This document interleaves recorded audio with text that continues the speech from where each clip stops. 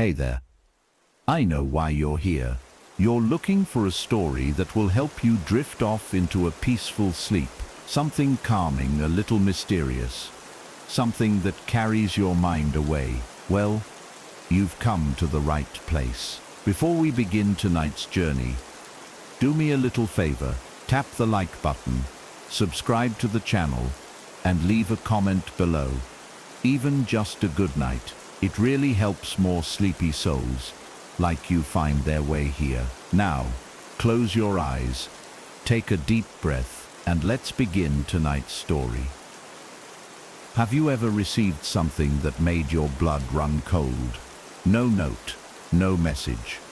Just a single sheet of paper slid under your door in the middle of the night. On it, a crude, childlike drawing of your bedroom. Your bed, your sleeping figure, and behind you, a shadow, tall and faceless, watching. That's how this began.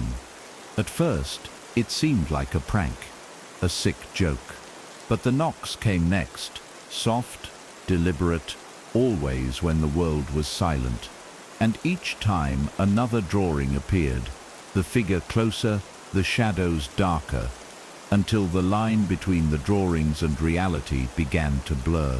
No one saw who left them. No one believed what she felt at night.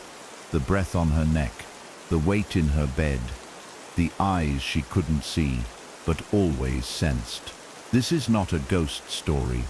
It's something worse, because when she finally checked the footage, there was no body, only a hand, and it didn't look human. Tonight, we unfold a chilling descent into fear, isolation, and something that doesn't knock to be let in. It knocks because it already knows you're alone. This is The Knocker Left a Child's Drawing Under My Door. Let the story begin. It began on a morning no different from the rest. The soft hum of traffic outside, the low whir of the refrigerator, a day planned for emails, groceries, and maybe finally finishing that book. Nothing unusual, nothing threatening. Just another routine morning where nothing happens until something does. The kind of thing that doesn't scream, doesn't crash, doesn't leave a mess, but lingers. It started with the sound of the mail slot. Just a gentle clatter. She walked over without thinking, expecting flyers, coupons, a forgotten bill. But instead, lying on the mat, was a single piece of white paper, folded neatly into thirds, the corners slightly bent, as if handled by a small, careless hand. There was no envelope, no markings, just paper. She almost tossed it aside. Just some junk, maybe something a neighbor dropped by mistake. But curiosity lingered. When she unfolded it, the breath she hadn't even noticed holding escaped in a slow, confused hush. It was a drawing, crayon, childlike, sloppy lines, and jagged color. But the image was unmistakable. A bed, a lamp, a window, her room, her bed. Even the crooked way the picture frame hung above her headboard, it was all there. And in the bed, a stick figure with long hair, sleeping, peaceful, but not alone. Behind the bed, looming in the corner of the room, was another figure, colored, completely black. No face, just hollow white circles where eyes should be, oversized.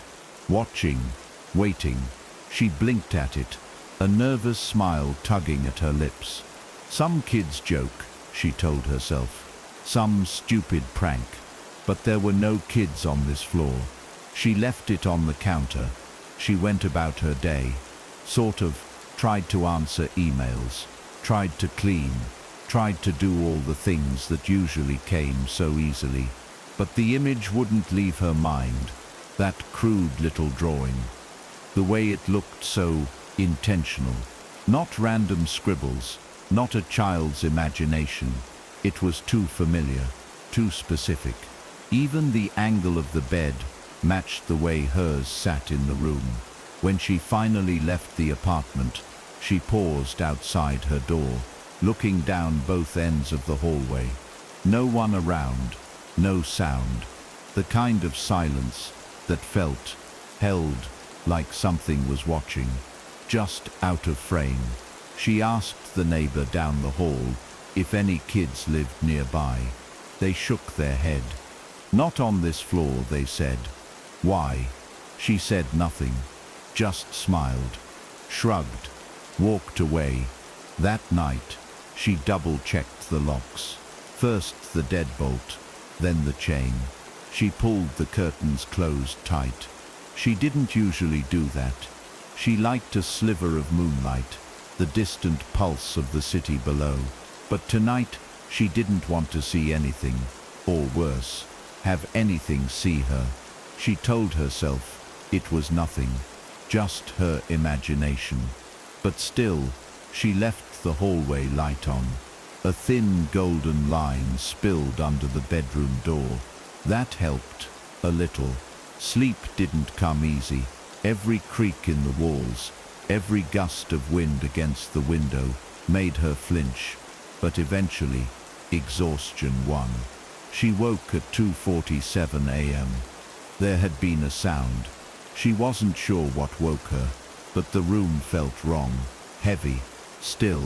She sat up slowly, listened, her heartbeat loud in her ears. The refrigerator kicked on somewhere in the distance. And then, a knock, soft, 3 beats, deliberate. Not loud, not pounding, just enough to be heard.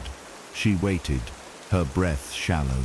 She swung her legs off the bed, moving slowly, as if anything sudden might provoke something unseen. She opened the bedroom door. The apartment was dark, except for the dim hallway light. The front door stood quiet, still locked. She checked the peephole. No one. She opened the door a crack, just a crack, and looked down. Nothing. No note. No paper. No sign of anything. She closed it, locked it again, sat on the couch for a while, knees pulled up, eyes on the door. She didn't go back to bed. Not really. She dozed around 5 a.m., sitting upright, blanket wrapped tight, like she could shrink out of sight. In the morning, the drawing was still there, on the counter, right where she'd left it. But something about it felt different. She stared at it longer this time. The figure in the bed, the figure in the shadows. It was the same drawing, and yet she couldn't shake the feeling that the black figure had moved closer, like the lines had subtly shifted, like someone had redrawn it in the night. She looked at the paper again, held it under the light. No extra marks, no signs of tampering, just the same waxy crayon lines. But still, it looked closer. She folded it again, tighter this time, put it in a drawer, out of sight, but not out of mind. She didn't pick it up right away. She stared at it first, just stared, afraid to touch it, afraid to confirm it was real, but it was real. White paper, same childish folds, same size. Her hand hovered over it for a moment, before finally snatching it up and pulling it inside, like she was retrieving something dangerous from the porch. She didn't even look at it right away, just held it, staring at the back of the page, thumb pressing into the crease. It had weight, emotional weight. Dread. She didn't want to open it, didn't want to see what changed, because she already knew something had. Still, she unfolded it, slowly, carefully. Her eyes scanned it once, then twice. And yes, it was her room again. The same clumsy drawing, same crayon lines. But this time, the figure in bed was turned on its side, facing away from the shadow in the corner. The black figure had moved closer, much closer, no longer tucked away in the corner like before. Now it stood directly behind the headboard, arms raised slightly, stick-like limbs bent at unnatural angles, like it was reaching. The bed frame was drawn in thicker lines now, darker, as if more pressure had been used, and her, the stick figure meant to be her, looked smaller, almost as if shrinking, as if the figure behind her was stealing the space, stealing the air. It was wrong. Everything about it was wrong. She placed both drawings side by side on the kitchen table, hands shaking slightly. The change was subtle, yet unmistakable. Same room, same angle, but the story had progressed. Like a second frame in an animation, the figure had moved. Closer. She checked the locks again, this time 3 times in a row. She even opened the door and looked out, up and down the hallway. Nothing. She waited there for 5 full minutes, hoping someone would walk by, someone to ask, someone to blame. But no one came. The floor was empty. It always felt empty now, like the rest of the world had quietly moved out and forgotten to tell her. She shut the door, triple locked it, and placed a chair beneath the handle, just in case. Later, she called building security. There were no cameras on her floor, they said, only in the lobby and outside the elevators. We can check the tapes, the man said. Bored, distracted. But unless someone rode the elevator, we won't have anything. She asked him to check anyway. He said he'd get back to her. He didn't sound like he meant it. She hung up, feeling colder than before. More alone, she thought about showing the drawings to someone. Maybe her sister, maybe someone from work. But she stopped herself. What would she even say? Hey, someone's leaving me spooky crayon art, and I think it's alive. It didn't sound sane. It barely felt sane, even inside her own mind. She didn't sleep that night. Not really. Every time she started to drift off, her body would jolt awake, heart racing, like her brain knew something she didn't. At one point, she did fall asleep for maybe 10-15 minutes. But when she woke, the air felt thick again, like something had entered the room without opening a door. She turned on every light in the apartment. She sat with her back against the wall and watched the bedroom, just stared at it like it might blink. But nothing happened. No sounds, no movement, and yet she felt it, deep in her bones, that she wasn't alone. At 4:12 a.m., she felt something new, breathing, not hers. Not the shallow rise and fall of her own panic. Something slow, deep, on her neck, like the weight of hot breath hanging just above her skin. She froze, didn't move. Not even to flinch, her eyes wide open, chest tight, and she didn't dare turn around. The breathing stayed for maybe 3-4 seconds, and then nothing, gone, like it had never been there. But it had. She knew it had. She pressed her palm to the back of her neck. Damp, cold sweat. She didn't sleep again after that. The next morning, there was nothing under the door. No drawing, no knock, nothing. It should have been a relief. But it wasn't. It felt worse somehow. Like waiting for the next note in a melody that never comes. Like the pause before a scream. She spent the day going through every logical explanation she could muster. A prank, a disturbed neighbor, a bored teenager with too much time. But no theory held. No one had access to her floor. No one knew her room, and no one could have drawn her bed, her furniture, her layout, that accurately. She tried telling herself she was imagining the changes between the drawings, but she wasn't. She could see them, side by side, like a threat slowly unfolding in real time. That evening, she decided she couldn't stay alone. She texted an old friend, someone she hadn't spoken to in months, said she needed company, said she wasn't feeling well. No details, just a vague plea for a visit. They promised to come by later. Around 9, they said. She clung to the idea of another human being in the space with her. Something real, something warm, something not made of crayon and silence. The sun dipped lower. The lights stayed on. She kept glancing at the door. But 9 o'clock came. Then 10. Then midnight. No one came. She called. No answer. Just voicemail. Something was wrong, and she didn't know how to fix it. The morning after felt unreal, not like a nightmare. Those end when you open your eyes. This stayed with her, dragging itself through the hours like a fog that clung to the corners of every room. She moved through her apartment like a visitor.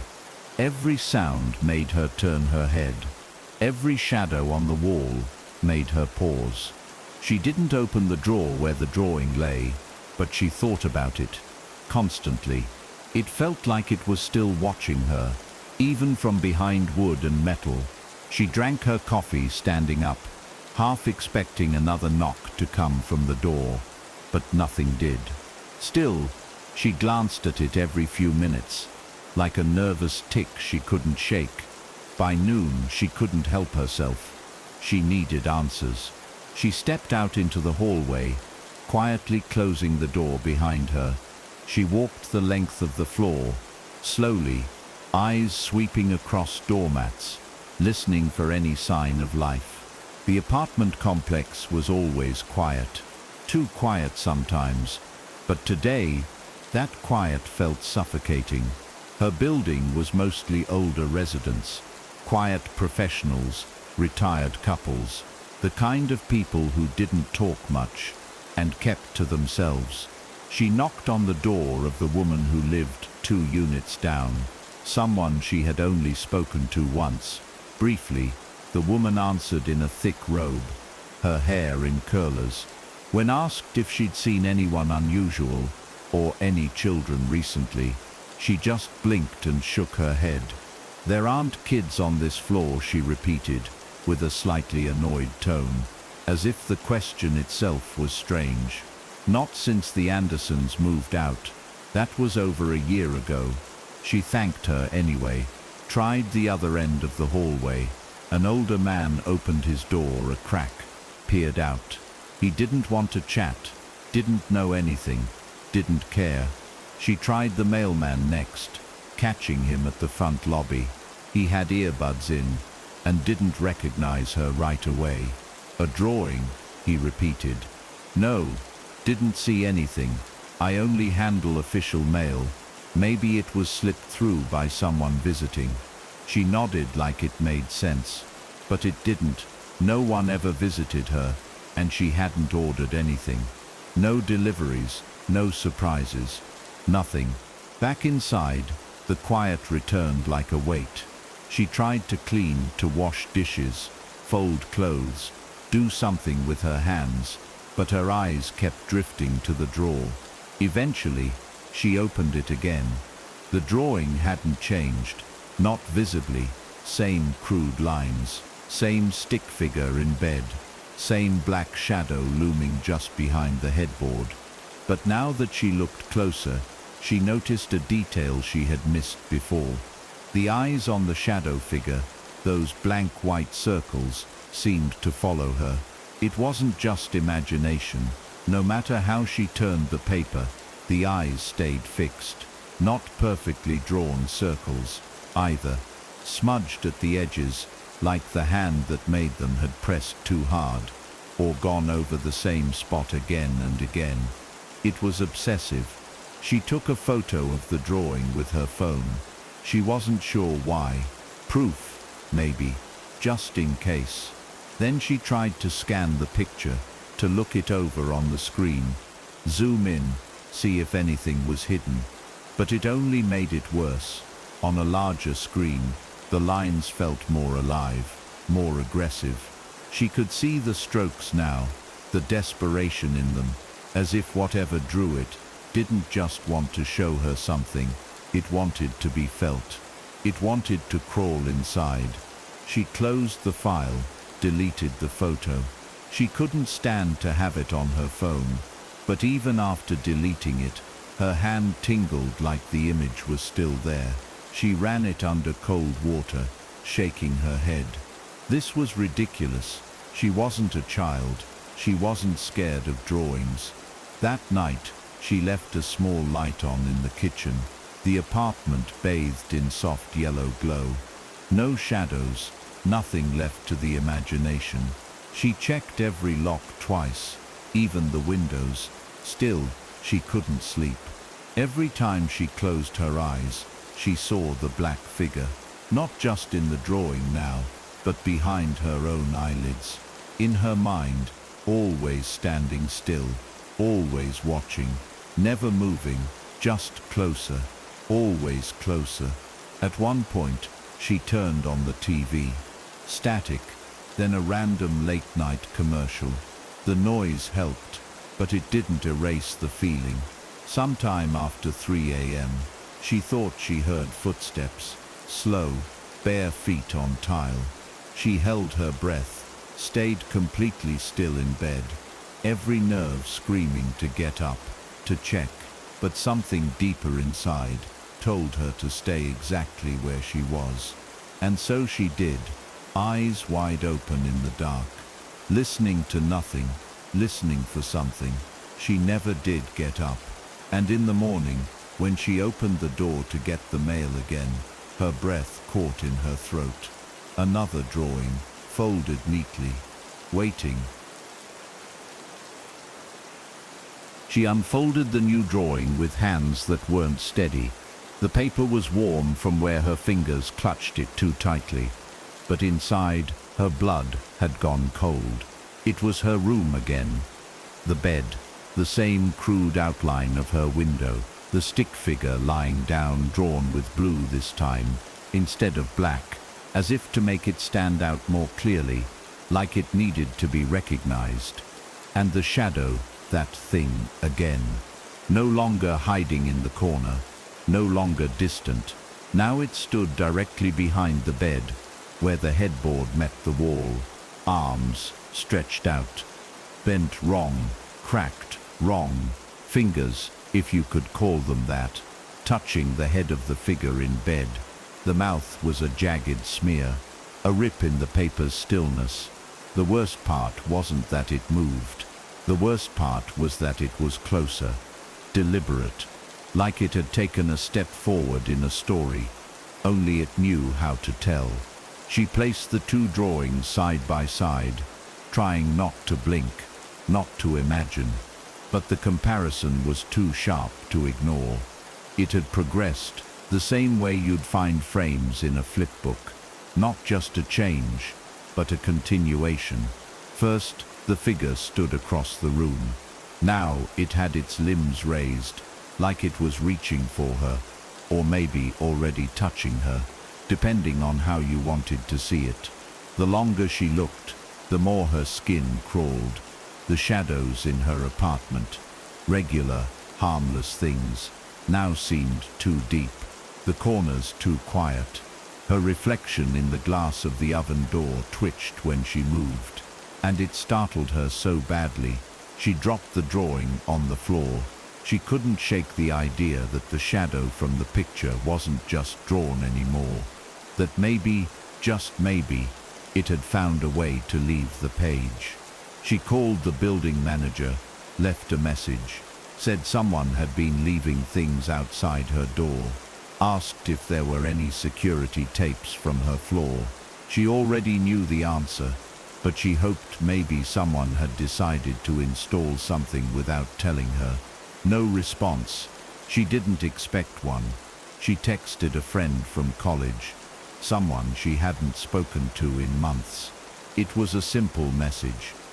Hey, weird question. You remember the layout of my bedroom? The typing dots came and went. Then finally, no? Why? She didn't reply. What was she going to say? That someone out there knew it perfectly? That they were sending illustrated proof? No one would believe it. She barely believed it. But when she looked at the drawings, she knew the proportions weren't random. Whoever made them had been there, or still was. That night, she locked every door and window. She placed the chair under the doorknob like people did in movies. Left a light on in the hallway. She didn't sleep right away, but she got into bed, phone gripped tight in her palm. Her bedroom door stayed open, just a crack. She didn't want to be completely closed off, but she didn't want to leave it wide either, just enough to listen. She stayed like that for hours, eyes flicking from the ceiling to the door frame. Eventually, her body gave up. Fatigue won. She slept. But then she woke up, gasping. No noise, no nightmare, just the distinct sensation of being watched. And worse, the unmistakable feeling of warm, slow breath against the back of her neck. Her eyes opened and stayed wide. She didn't move, didn't dare. There was a presence behind her. She didn't hear it, but she felt it, like the room had rearranged its air. She lay frozen, heartbeat like thunder in her ears. The breath continued, steady, close, slow enough to belong to something not quite human. She squeezed her eyes shut, told herself it wasn't real, that she was dreaming, hallucinating, but her body knew. Every hair on her skin lifted, every nerve screamed. Then, as suddenly as it had started, the breathing stopped. When morning came, she didn't feel rested. Her bones ached. Her head spun. There was no new drawing under the door. She should have been relieved, but she wasn't. Now the absence of a message felt worse, like the silence before a storm. She made coffee, but it tasted like metal. Her hands wouldn't stop shaking. She checked her phone. One unread message from the friend she'd texted the night before. "Everything okay?" it read. She stared at it for a long time, unable to type back. How do you explain something like this? Something that defies logic, but feels more real than anything else. She took a picture of both drawings side by side, deleted it, took another one, deleted that too. It felt wrong to keep them, like storing something cursed. But she couldn't throw them out either. She couldn't help but feel they were tracking something, that if she threw them away, she might lose the only record of what was happening, or worse, provoke whatever was behind it. That afternoon, she left the apartment, just for a walk. She didn't know where she was going, just that she couldn't stay inside. She wandered through a park, past normal people, with normal lives. Children playing, dogs barking, laughter in the air. The contrast made her feel unreal. She looked around at the people and wondered how many of them carried secret terrors. How many had drawings like hers? How many pretended everything was fine? She sat on a bench for a long time, just staring at the sky. When she finally returned home, the sun had begun to dip.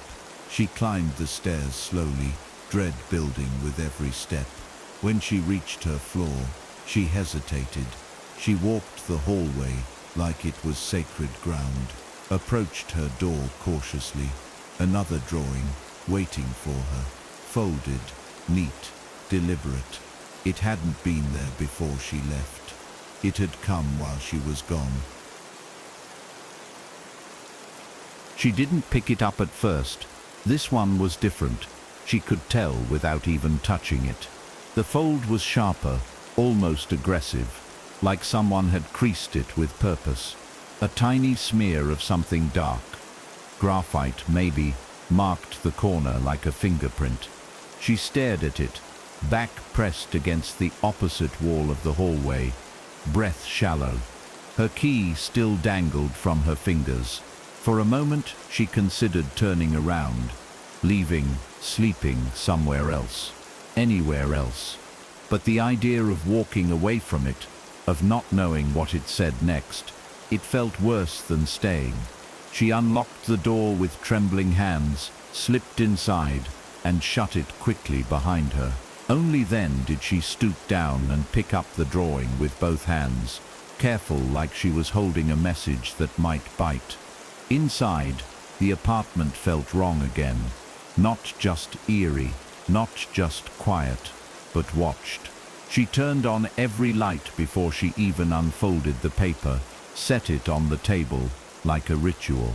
Her fingers hesitated on the edges, then slowly she opened it. And this time she felt something shift inside her. The same bedroom layout, the same drawn bed, but this time the stick figure version of her, was no longer lying still. The figure was turned, face visible now, eyes wide and circular, not dotted like before, but open and black, like she was finally awake, finally aware. The shadow had moved again.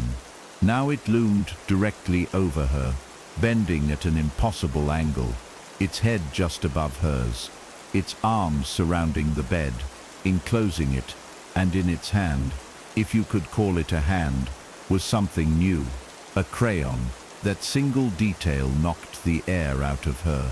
She stared at the crayon drawn into the shadow's hand, and knew instantly what it meant.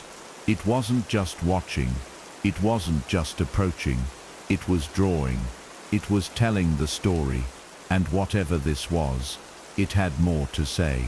She backed away from the table slowly, knees weak, heart thudding in a way that felt unsustainable.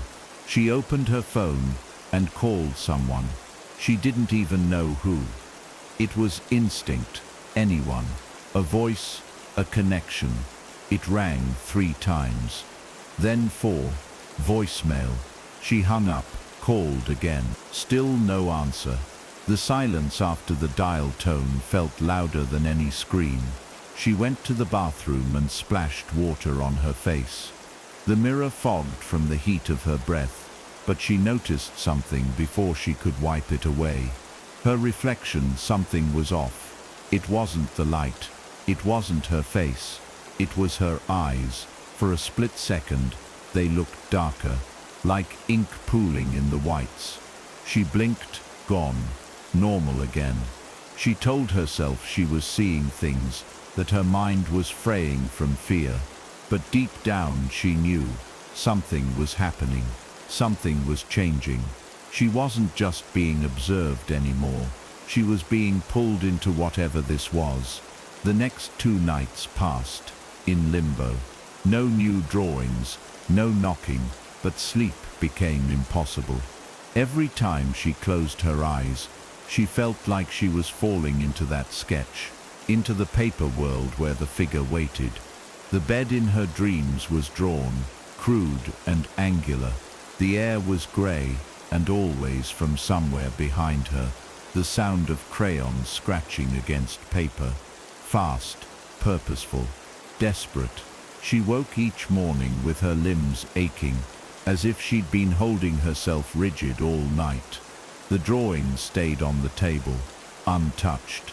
She thought about burning them, but a part of her was afraid that destroying them would only make things worse. Like they were some kind of link, a language she was being forced to learn. Then came the 4th night. No knocking again, but when she woke, there was something on the bedroom wall, drawn in crayon, black and red. A replica of the figure from the drawings, long limbs, twisted spine, oval head with no face, just a gaping shape where eyes should be.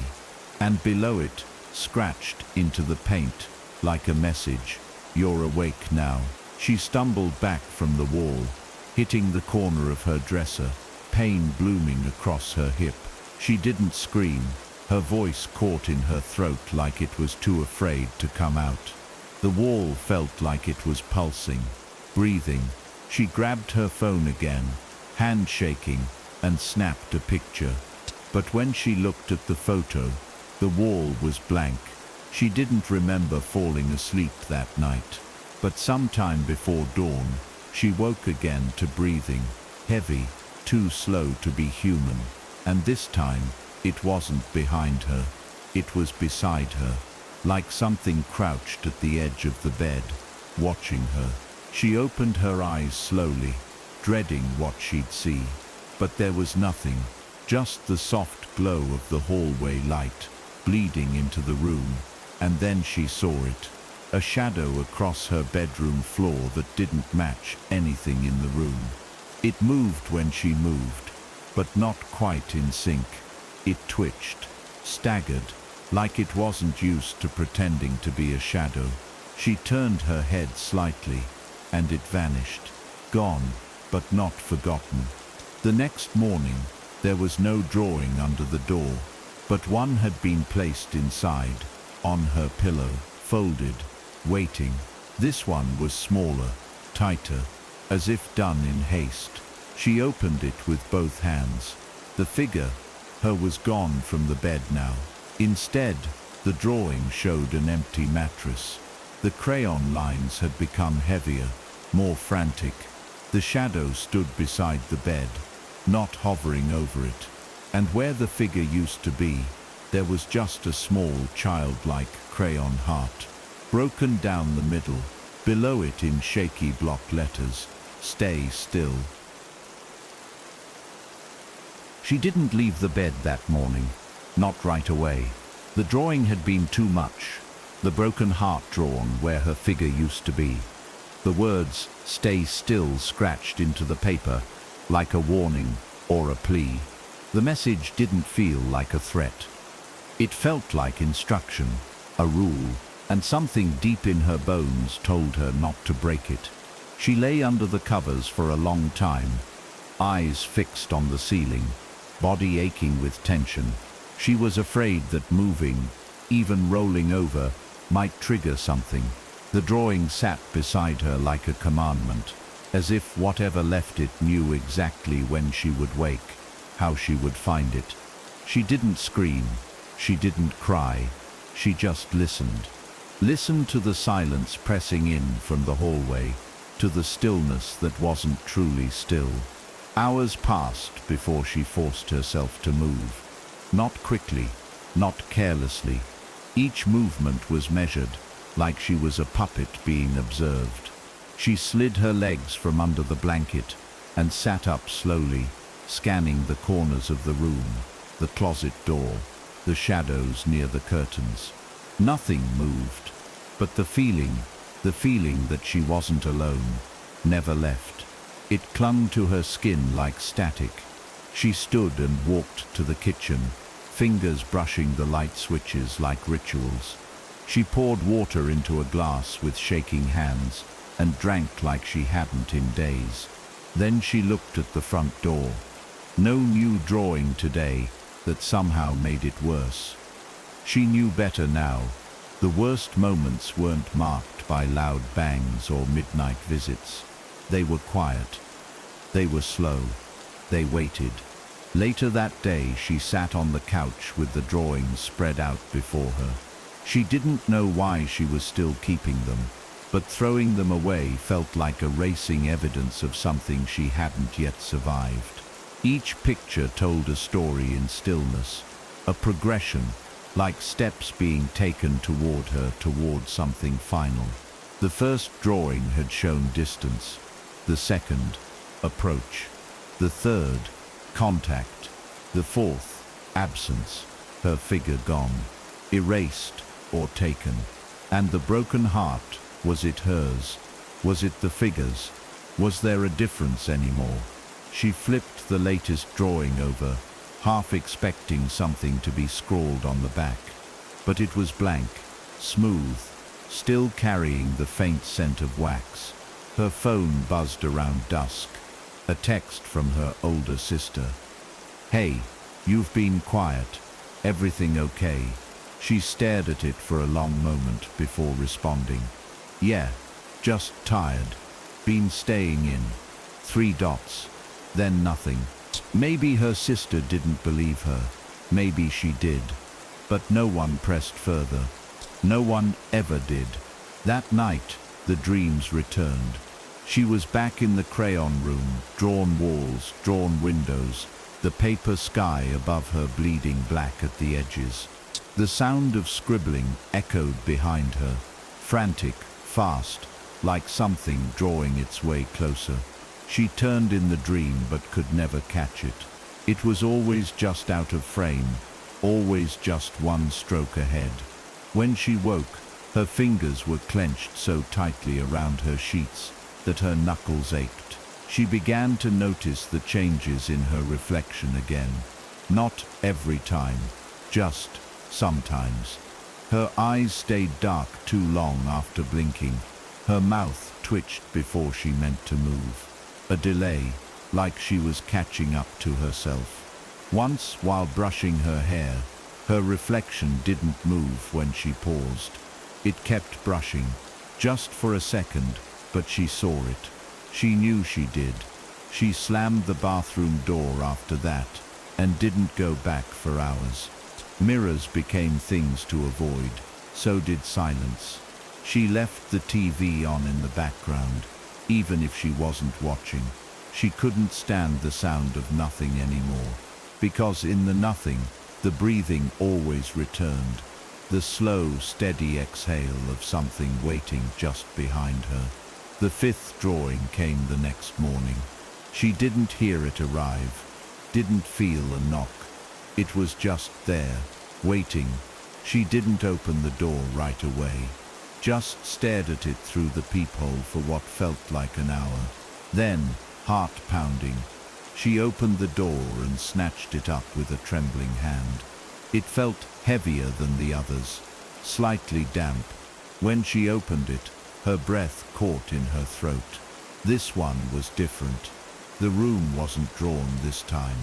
It was the hallway. Her hallway. The door at the end.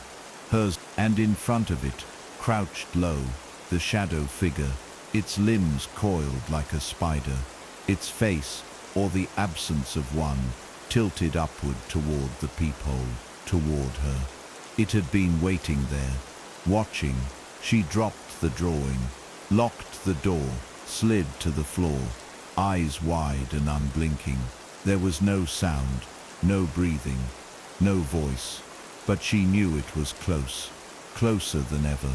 It wasn't just moving toward her, it was learning, studying, telling her what it saw. Each drawing had been a window, a mirror, a journal, and now it was documenting her fear, feeding off it. She felt like she was being written into something, not just haunted, but rewritten, like the version of herself that once lived here, once woke up to coffee and sunshine, was already gone, replaced by a subject, a character. And the worst part was, she was starting to forget what it felt like to be normal, to laugh, to eat without trembling, to sleep without fearing the next page. She began sleeping with the lights on. It wasn't the soft lamp in the corner anymore, but every overhead light, every bulb she could manage. Her electric bill doubled, and she didn't care. Light didn't stop it, whatever it was, but it slowed the shadows from creeping too fast. She could at least see them stretch now. She could watch them warp. There was something about the darkness that made everything thinner, easier for it to slip through. With the lights on, she felt like she was making it work harder, and maybe, just maybe, that would buy her time. But time to do what? She didn't know. She didn't plan anymore. She endured. One night, while curled on the couch, TV humming in the background, she noticed the pictures on her phone had changed. Not all of them, just a few. At first she thought it was a glitch, a trick of light. But then she opened her camera roll and saw what had replaced her images. Her selfies, gone. In their place were black frames, empty beds, or worse, shots of her sleeping. Angles she never took. Timelines she didn't remember. One picture showed her on her side, mouth slightly open, face relaxed. It was so intimate, so close, as if taken from inches away, and in the reflection of her open eye, barely visible, was a shape, a smudge, a smear of something dark. She dropped the phone. It clattered against the hardwood floor and skidded under the coffee table. She didn't reach for it, couldn't. Her heart thundered in her chest, like a second presence. That's what it was now, constant pressing, a twin rhythm to the terror that had become her heartbeat. She moved to the window, hoping the outside world would calm her, but instead she froze. There was a drawing, outside, taped to the glass from the other side, not slid under her door, not placed inside her home. This one had traveled, grown bolder. She stepped closer, barely breathing, and read what was written across the top, in jagged crayon strokes. "You broke the rule."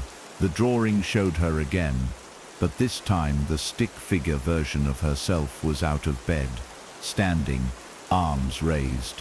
The shadow loomed behind her, bigger than ever, filling the frame, and now it had fingers, long and jointed, reaching, grasping, not watching anymore, coming.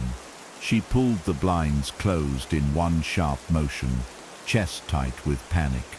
Her mistake was clear now. She had moved. She had left the bed the morning after the last warning. She had broken the one instruction the figure had given her, and now it was changing. Now it was escalating. The next day, everything in her apartment felt touched, not broken, not disheveled, but shifted, like someone had walked through her life and adjusted the world just slightly to see if she'd notice. Her shampoo bottle was facing the wrong way. The mugs were no longer stacked by color. Her front door lock clicked twice before turning open when she came home. Not once. It was subtle, but unmistakable.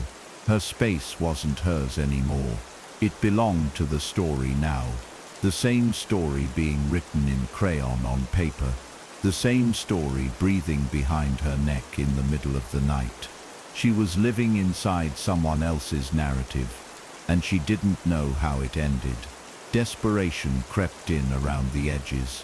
She started recording audio while she slept, propping her phone against the nightstand each night, hoping to catch something, anything that could prove to her, or someone else, that this was real, that she wasn't unraveling.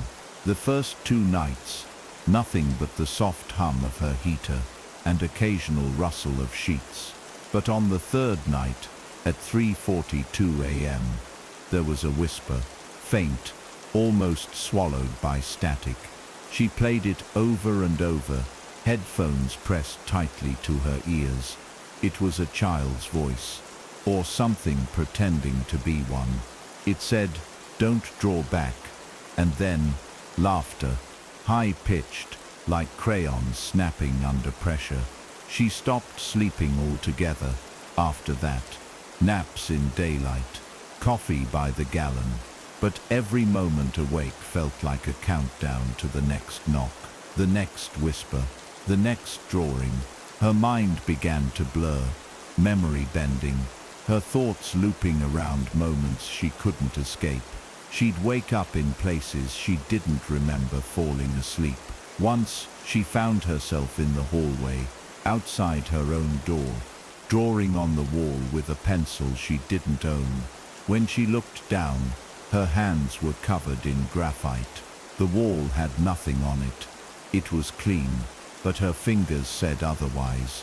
She scrubbed them raw under the sink until they bled.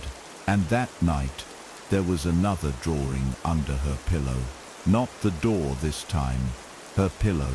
She hadn't felt it placed, hadn't heard a thing, but it was there. She unwrapped it with a sense of dread so heavy, she thought she might vomit.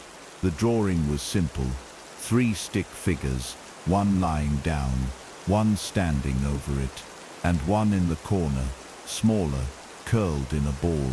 Above them, in bold block letters, "The story needs an ending." She stared at the paper until the room spun. Her head buzzed like a low drone, and something inside her chest fractured slightly. An ending. That's what it wanted. That's what it had been building toward all along. She began to dream in static. Not images, not voices, just static.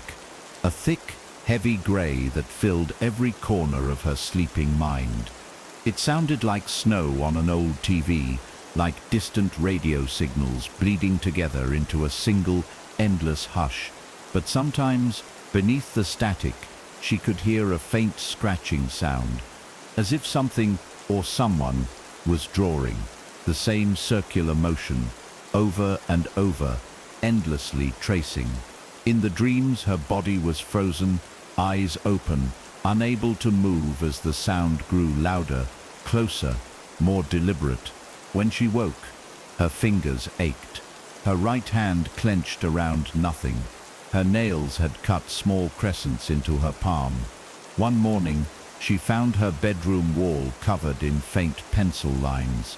Not drawings, not symbols, just loops. Spirals, scribbles, aimless circles, like a child testing a crayon for the first time. They faded as they moved higher, like whoever made them had run out of strength or time. She didn't remember doing it. She never did. But the pencil she'd thrown away days ago was back on her desk, sharpened to a fine, unnaturally long point. She held it in her hands, trembling, and felt something she hadn't yet allowed herself to name possession. Not the supernatural kind, something quieter, slower, like a process, not a moment. She called her sister that day, for the first time in weeks.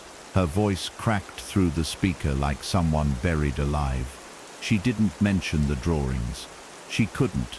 She simply said, "I don't think I'm okay." Silence on the other end. "Then you're not alone, okay? I'll come over this weekend. We'll talk." But even as she heard the words, she knew it wouldn't happen. Not because her sister didn't care, but because the story wouldn't allow it. It was closing in, trimming the edges of her world until no one else could fit. Until the only voices she heard were drawn in wax and spoken through the walls. That night, there was no drawing under the door. Instead, something else had changed. The apartment smelled different, slightly sweet, like melted crayons and dust. The air was warmer. The shadows no longer waited until night to stretch. They were growing bolder. She passed her hallway mirror and saw not herself, but a dim version, blurred, delayed, distorted. Her reflection blinked a full second after she did. The delay grew longer each time she passed, as if the version of herself trapped in the glass was trying to escape or warn her. She stopped looking at mirrors after that. She taped cardboard over them, every single one. Sometime before dawn, the knocking returned. Soft, deliberate, slow, 3 knocks. Then silence. She didn't answer. She sat on her bed, holding the pillow tightly, waiting. 5 minutes later, it came again. 3 knocks, then silence. But this time there was a whisper through the crack beneath the door. Not loud, not aggressive, just a breath. A child's voice, muffled and wrong, speaking in a sing-song cadence. "You don't get to stop the story." She didn't scream. She didn't move. The pillow was wet with sweat and tears. She buried her face in it and counted her breathing. In, out, in, out. But in the quiet, she could still hear it. Scratching, drawing. When morning came, there was something in her closet. Not a sound, not a movement. Something left. A small folded piece of paper, placed neatly in the corner between her shoes. This time the paper was black, not white. Black, with red crayon lines, erratic, jagged, like lightning. When she opened it, her breath caught in her throat. The drawing showed her closet, this exact view, but the door was open wider, and inside, instead of shoes, was a face, not drawn, not scribbled. A real face, printed like a photograph, but distorted and crude, like it had been pressed into the page. Wide eyes, too wide, staring, waiting. She tore it in half, then in half again. Then again, she flushed the pieces down the toilet and scrubbed her hands like they were covered in blood. But the feeling didn't leave her. That night, when she returned from the bathroom, another drawing was already on her bed, as if punishing her for the defiance. This one had no words, no figures, just a door, cracked open, and darkness spilling out like ink. In the corner, small and easy to miss, were the words, almost time. She lay down next to it. She didn't cry, this time. She didn't move. She was learning, just like the figure, just like the story. She stopped, leaving the apartment. The grocery deliveries piled by the door until she no longer checked. Hunger came in waves, but it was distant now, like an old pain from another body. What mattered was stillness. What mattered was not drawing attention. The story wanted her to act, to react, to respond, but she had learned something. It fed on movement, on choices. She began to lie perfectly still for hours, watching the corners of the room. She let the hours bleed into each other. The only rhythm left was the knocking. 3 times, always 3. Sometimes it came from the front door, sometimes the closet. Once, it came from the ceiling. There was no sound from neighbors anymore. No hallway chatter, no footsteps overhead. It was as if the building had been emptied, or maybe she had been peeled out of reality and placed in a replica, a copy meant for observation. The air never moved, the power never flickered. Everything functioned just enough to keep her trapped, and she was trapped. Every time she touched the door to leave, her hands began to tremble uncontrollably. Her vision blurred. One time she fainted completely. When she woke up, the door was wide open, and there was a drawing lying just outside the threshold. It showed her body, crumpled, eyes gone. The worst part was how familiar it all began to feel. Like it had always been this way. Like the drawings, the breathing, the whispers had been following her far longer than she realized. Her memory of before grew softer, less reliable. What did her sister's voice sound like? What was the color of the sky last time she saw it? Had she ever really left the apartment at all? She began talking aloud to herself. Not for comfort, but to mark time. Today is Tuesday, she'd whisper. The story is still being written. The repetition grounded her. She had to hold on to something, because nothing else felt solid anymore. One night, the drawings changed again. More vivid, more detailed. They weren't crude anymore. They had texture, depth, shadows rendered with a control no child's hand could mimic. The figure now had a face, blurry, yes, but forming. Each new drawing brought it closer to something human, and every time it appeared, it was nearer to her in the frame, at the foot of the bed, then beside it, then in the most recent hovering above her, long arms outstretched. And this time, the crayon wasn't red. It was a deep, rust brown. It smelled like iron. Her breath caught in her throat. She knew what it was. She tried one last time to fight it. She took every drawing she had kept, every note, every scrap, and burned them in the sink. She lit a match and watched the paper curl, blacken, dissolve, Smoke filled the apartment. It didn't feel cleansing, it felt hollow. When the flames died, she stood in the silence, waiting for something to change, for the curse to lift. But all she heard was a voice behind her, close to the skin of her ear. Fire doesn't erase the ending. She turned wildly, but no one was there. No heat, no shadow, just her reflection in the darkened glass of the oven, and her reflection was smiling. That night, the knocking didn't come. The silence was worse, heavier. Her apartment felt like a sealed jar, airless and pressurized. She lay in bed, blanket drawn to her chin, lights blazing. She stared at the ceiling, not blinking, too afraid to close her eyes. She counted the seconds. After 3 hours, she began to drift, not into sleep, but into something between, a dream wake. And then breath, right behind her, a single exhale. Warm, measured. She didn't turn, couldn't, but a single word was spoken into her hairline. Draw. When she opened her eyes, the wall beside her was covered. Her hand still clutched a crayon. By morning, she understood. It wasn't trying to scare her, not anymore. It was using her. Through her, it had needed her fear, her movements, her decline, to loosen whatever wall had once held it out. Now it was teaching her to become like it. She looked at the wall, now smeared with color, with jagged figures and shapes that pulsed. The drawings no longer frightened her. They belonged. They made sense. They were the new language she spoke. At the center of the wall was a new figure. Not the tall shadow, not the watcher. It was her, standing in front of the door, crayon in hand, smiling. She woke to silence.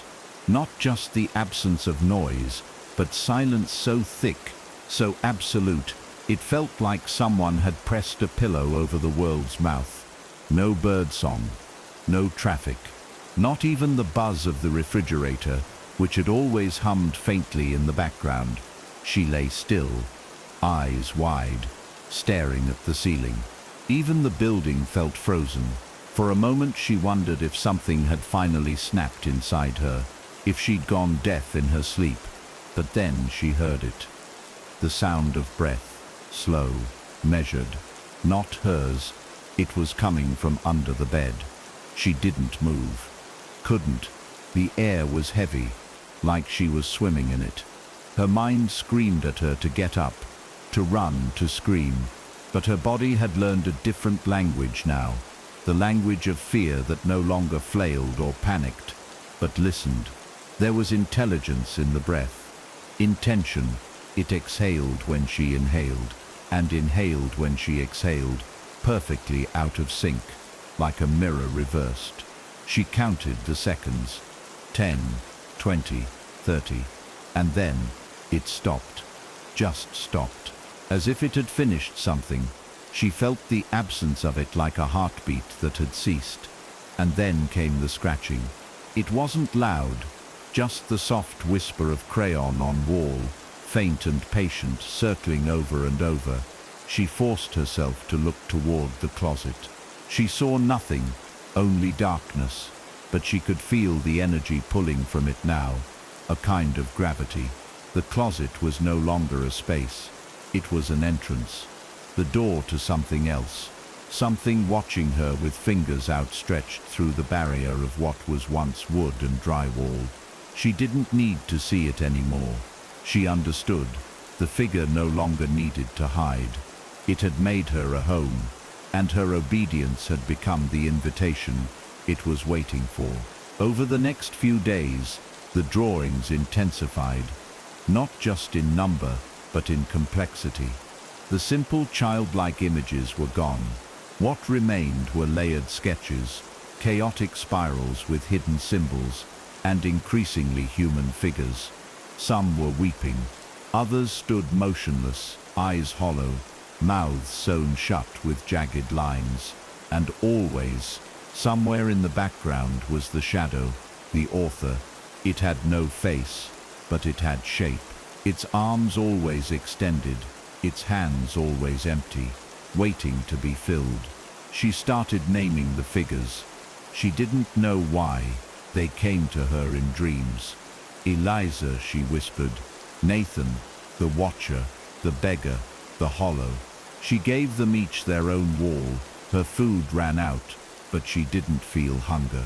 The body still moved, but with less urgency, like it was a vehicle being slowly turned over to something else. She no longer spoke on the phone, no longer answered messages. At first, friends sent concerned texts. Are you okay? Where are you? Please call me. But even those stopped. Her world had reduced to the interior of the apartment, her drawings, and the unseen author's presence. She could feel it pressing against her skin in the still hours before dawn. Sometimes it sat at the edge of her bed. She could feel the mattress dip gently, like a parent watching a child fall asleep. One night, she dreamt she was standing in front of her apartment door, holding a crayon like a key. On the door were carvings, spirals, symbols, all radiating from a single black dot at the center. As she touched it, the door began to breathe. Yes, breathe. The wood expanded and contracted like lungs, and then it opened. Not into a hallway, not into the outside world, but into a narrow corridor of drawings. Floor to ceiling, every surface covered with desperate illustrations, screens frozen in crayon. And in the middle of the corridor, standing with its arms wide open, was the author. Its face was still hidden, but its posture welcoming. She took a step forward in the dream, and then another, and then the author leaned forward and placed something in her hand. A folded sheet of paper. She woke with it still clutched tightly in her fingers. It wasn't blank, it was a new drawing. One she hadn't made. In it she was standing in her living room, walls completely covered in drawings, eyes black, mouth gone. Instead of fingers, she had sharp crayons for hands, and written at the bottom in tight, perfect cursive, "Once you finish your page, you'll help write theirs." She stared at it for what felt like hours, and then she smiled. Not in fear, but recognition. The apartment had stopped resembling a place meant for living. The kitchen counters were coated in smears of black, red, and rust-brown wax.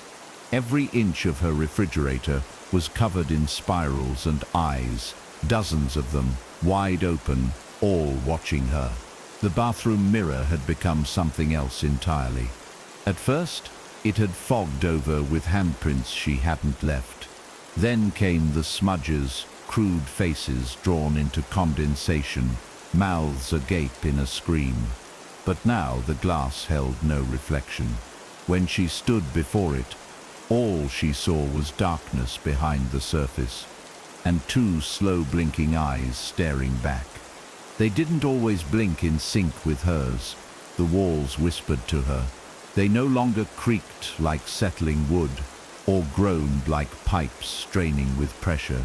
The voices were clear now, dozens of them, some pleading, others laughing, a few just sobbing, soft and constant. When she pressed her ear to the drywall, they grew louder, closer, as if just behind a veil. "You're the door now," one of them had said. "You opened it. You're letting us through." She didn't feel fear anymore. Fear had been eaten and replaced with obedience. And underneath it all, a strange pride. The kind of quiet pride one feels when they've finally learned the shape of their destiny. Each time she blinked, she saw new patterns behind her eyelids, symbols she couldn't read but understood deeply. She began drawing them without thinking, on her arms, her legs, the floorboards beneath her bed. She no longer used paper, paper was too small, too fragile. Her body and the walls had become the true canvas.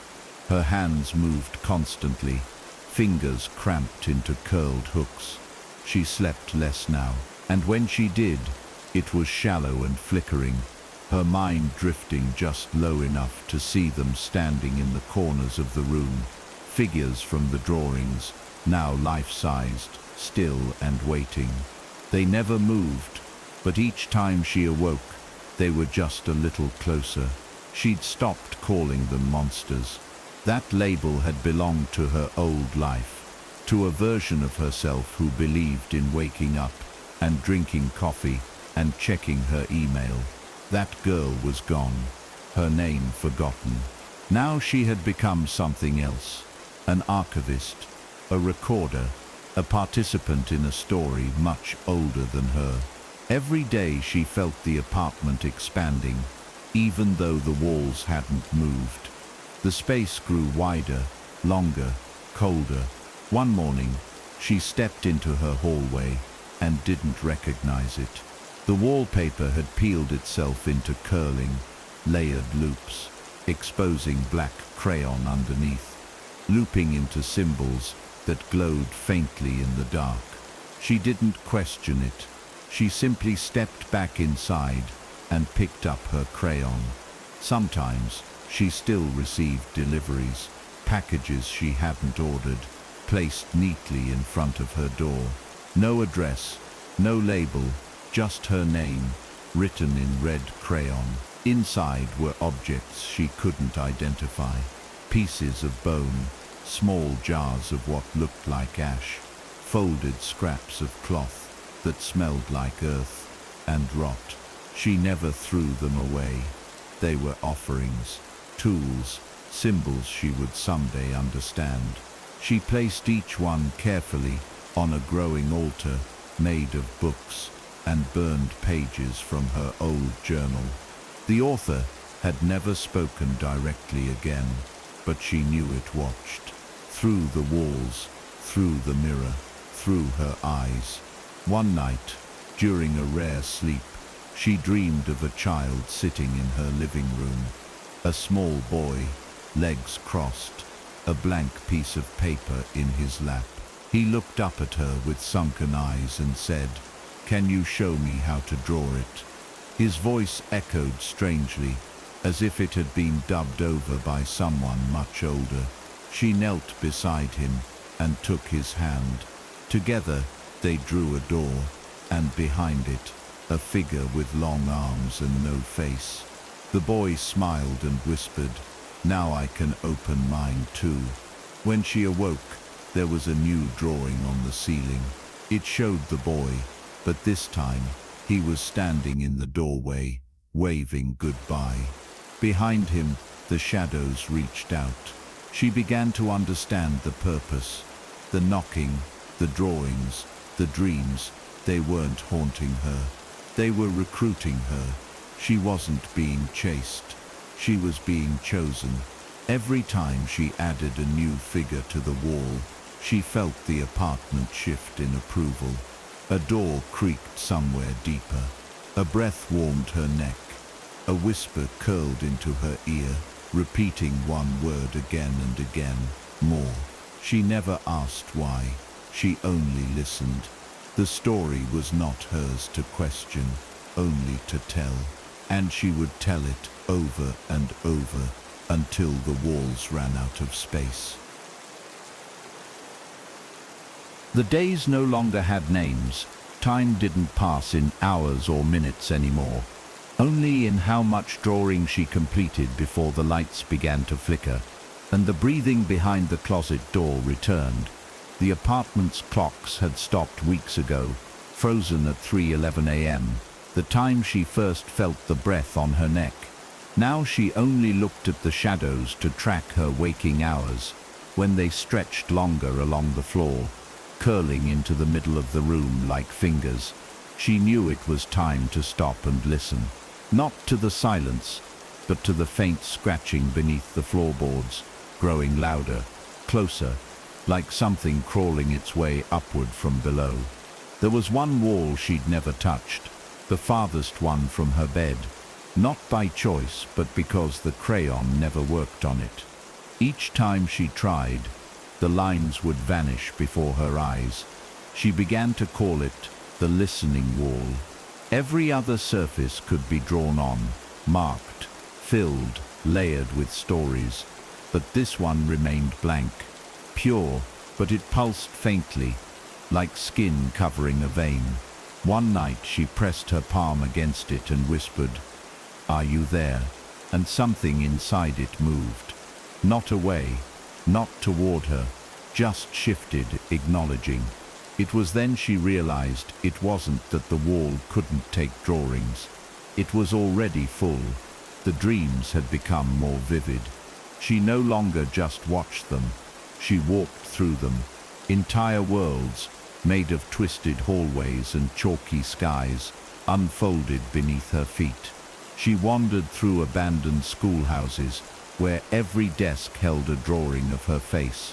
She climbed stairwells that spiraled endlessly upward, walls covered in tiny stick figures, holding hands, eyes bleeding black. Once, she stepped through a mirror and found herself in a version of her apartment where all the walls were flesh, pulsing, breathing, stitched with thick black thread. In that world, the author stood in the corner, drawing her silhouette over and over, faster and faster, until the pages caught fire. In her waking hours, the apartment's corners grew crowded. Shadows lingered in the edges, not hiding, but waiting, not threatening, but patient. She felt no fear from them. In fact, they brought her calm. Each shadow seemed to carry a name, though she never asked. They whispered their presence through subtle movements, the sway of the curtain with no wind, the soft patter of footsteps behind closed doors, the scent of old wax and wet earth. They were the others, the ones who had come before, the ones who had drawn their stories into the walls of other homes. They were proud of her. She could feel it, and more importantly, she was almost finished. The hallway outside had changed again. Now, whenever she opened the door, the building beyond was gone. The hallway stretched into fog. The floorboards turned to soft, dry earth. The wallpaper peeled back into a forest of spirals and chalk-white branches. She no longer saw neighbors, no more mail, no more footsteps above or below. The apartment had disconnected. It floated now, untethered, a vessel in a sea of silence. She hadn't seen the sun in weeks, but she didn't need it anymore. The light that mattered came from within the crayon lines, glowing faintly, pulsing when she passed by, like veins feeding a larger heart. Then, one morning, the knocking returned, soft, rhythmic, deliberate. She stood in front of the door, crayon in hand, heart strangely calm. It knocked 3 times, paused, then 3 more. She didn't open it. Instead, she knelt and waited, slid a blank page under the door, like she had the first time. A moment passed, then another, and slowly it slid back out. This time filled. She didn't touch it, just stared. The drawing showed her bed, but from above, like the ceiling had peeled back. She was asleep, and above her, a large figure hovered. Not the author, not the watchers, something new. Its eyes were shut, but its mouth was open, yawning wide, as if preparing to speak. Later that night, as she lay in bed with the lights off and the crayon resting between her fingers, she whispered aloud, "What do you want me to draw now?" The air didn't respond, but the room did. A soft scraping started beneath the bed, like something carving into the floor from below. The mattress dipped slightly, and the closet door opened with a creak. In the faint moonlight, she saw the first new figure in weeks, taller than the others, shoulders hunched, arms far too long. It didn't move toward her. It simply pointed at the untouched wall, the listening wall, and in her chest, something cracked open, a story waiting to be told. She approached the listening wall with bare feet, her crayon trembling slightly in her fingers. The floor felt cold, colder than ever before, and the closer she came to that blank space, the more she noticed the air shift. It was denser here, like walking through water. Her breath fogged in front of her face, and with each step, the floorboards seemed to pulse in rhythm with her heart. She stood before the wall for a long time, waiting for it to reject her like it always had. But now, something had changed. The stillness was gone. The wall seemed expectant, like it had opened an invisible eye. She placed the tip of the crayon to the surface. No resistance, no disappearance. The line held. It was the first mark she had ever made on it. A simple curve, then another. Her hand moved on its own, as if guided by something older, something watching from just behind the veil. She didn't think, she remembered. Remembered something that had never belonged to her, yet flowed from her like breath. She drew a shape like a door but broken, a child's bed, a window with no glass, hands open and waiting, eyes, so many eyes, all staring upward, mouths stitched shut. It wasn't a picture, it was a confession, a message not for the living. The longer she drew, the more the apartment changed. The lights dimmed to the dull orange of candle glow, though no candles burned. The air grew thicker, humming with low frequencies that vibrated in her bones. Something inside the walls moved with her hand, pacing her strokes like a breath mirrored in dry wall. From the corners of the room, the others gathered again, silent shadows pressed into the edges of reality. They no longer hid. They stood tall and still, watching. There was no menace, only reverence. One by one, they bowed their heads. And as her crayon ran dry, a thin crack formed in the center of the wall, horizontal like a mouth beginning to speak. She stepped back. The drawing was complete. Every inch of the wall was now covered in symbols that pulsed faintly with a light that didn't come from anything she could see. The air buzzed, like a storm building in the atmosphere around her. Her hands were shaking. Her skin felt raw, etched with something that didn't belong to this world. She whispered, "It's done," not sure who she was speaking to. The others didn't respond, but the room did. From deep within the wall, a low groan echoed, a sound that didn't belong in this plane of existence. The crack grew wider, splitting the drawing down the middle, and from that split came a breath. Slow, wet, alive. It curled into the room like smoke with weight, wrapping around her body, brushing her shoulders and back with invisible fingers. The shadows stepped forward, encircling her. She didn't move. She didn't resist. She understood. Now she wasn't meant to finish the story. She was the final sentence, the last mark. Her body, her silence, her surrender. It was the signature. The author had never needed her drawings. It had needed her consent, and she had given it willingly, one line at a time. She felt the first tug at her spine. Not painful, just a release. A soft unraveling, like a thread being pulled from the hem of a coat. Her eyes remained open as her limbs grew lighter.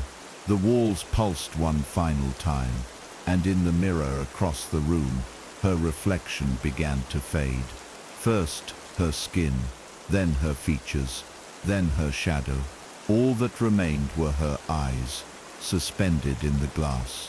Watching, the crack in the listening wall opened wider, and the others stepped through, not into the apartment, but into her. into what she had become. A vessel, a doorway, the new author. The next morning the apartment was empty. No furniture, no drawings, no sound, just one sheet of paper, perfectly centered on the floor. A crude drawing of a house, a woman asleep inside, and behind her bed, a tall figure with arms like branches and no face. At the bottom, scrawled in red crayon, just one line: "Would you like to draw too?"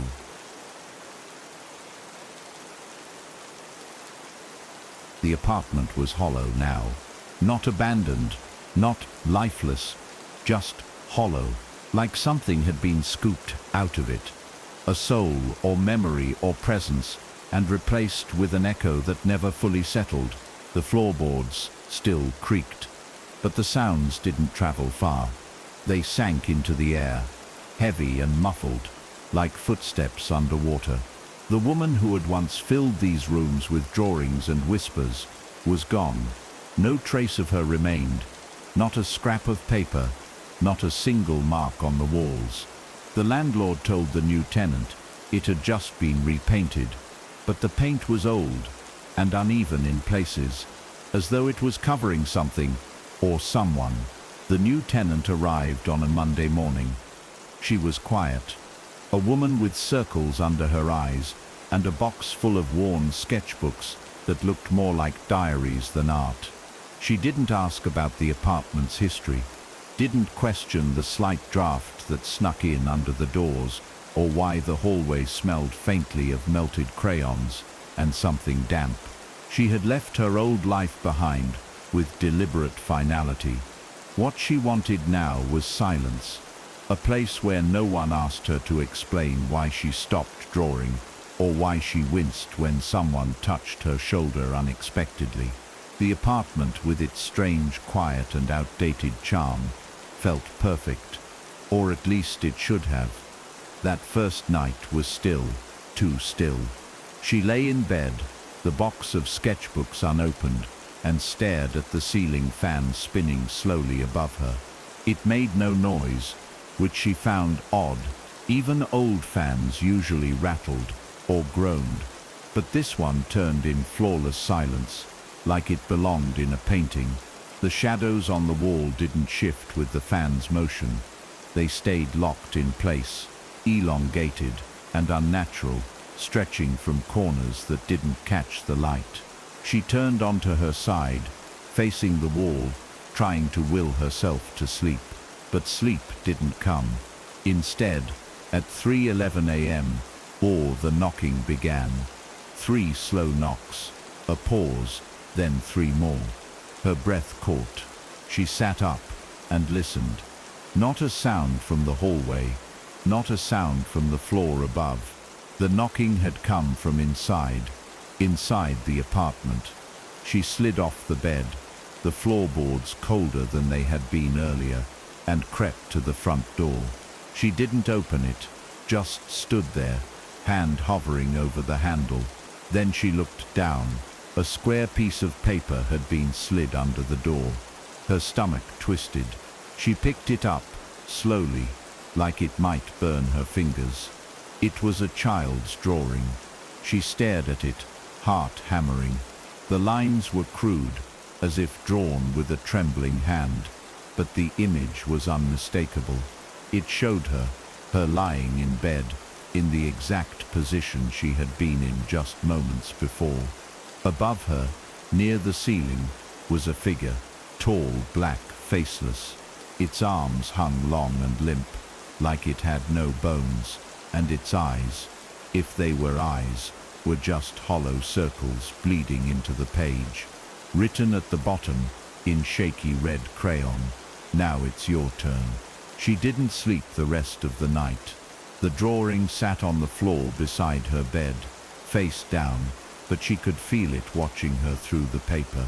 She left all the lights on. Her sketchbooks remained unopened. She thought about calling the landlord. But what would she say? That a ghost child left her a drawing. That something inside the apartment knew how she slept. Morning came slow and grey. The windows were fogged, and the silence outside her door was heavier than before. When she opened it to check the hall, the air outside felt thinner, like a vacuum, like something had sucked all the warmth and sound out of the building. By the end of the week, she stopped unpacking. The cardboard boxes became furniture. She barely left the bedroom. Every morning, a new drawing appeared, always folded, always waiting. Sometimes they were blank. Other times, they showed parts of the apartment, altered. In one, her kitchen was drawn upside down, with the ceiling as the floor. In another, her bed was shown with her body in it, but there were hands, too many hands, reaching out from beneath the mattress, gripping her arms and legs. She checked beneath the bed immediately, of course, but found only dust and the lingering scent of melted wax. She began taping the drawings to the fridge, unsure what else to do with them. Maybe documenting them gave her some illusion of control, but the drawings kept changing, growing more detailed. The perspective in them shifted from simple overhead views to things drawn from just behind her, like someone had been standing only inches away while she slept. She stopped sleeping with the lights off. Her meals went untouched. The sketchbooks, once precious to her, felt cursed now. Drawing had always been her sanctuary, but now her hands trembled even holding a pencil, as if every line she put on paper was another door creaking open. She began to hear whispering, not full voices, just fragments. Soft consonants drifting through the vents or curling in the corners of the room. Sometimes they said her name, but never the way people said it. It was as if the walls were tasting her name. Other times, they whispered commands. Don't look away, you're not done yet. Open the last page. She tried to ignore them, but they lingered, always during the quiet moments, when the kettle was boiling or the tap ran too long. The sound of life gave them permission to speak. On the seventh day, the wall near her bed began to change. At first, it was just a small mark, like a child had drawn an eye in pencil near the floor. She scrubbed it away. The next morning it returned, this time larger. 2 eyes, a thin mouth beneath them. By the third day, the wall was no longer just marked. It was layered, covered in symbols she didn't recognize. Eyes, spirals, trees with arms instead of branches, all drawn in the same red crayon. Her hands ached, though she hadn't drawn them herself. She started to wonder if she'd been sleepwalking, but deep down she knew the truth. The walls had begun to draw her.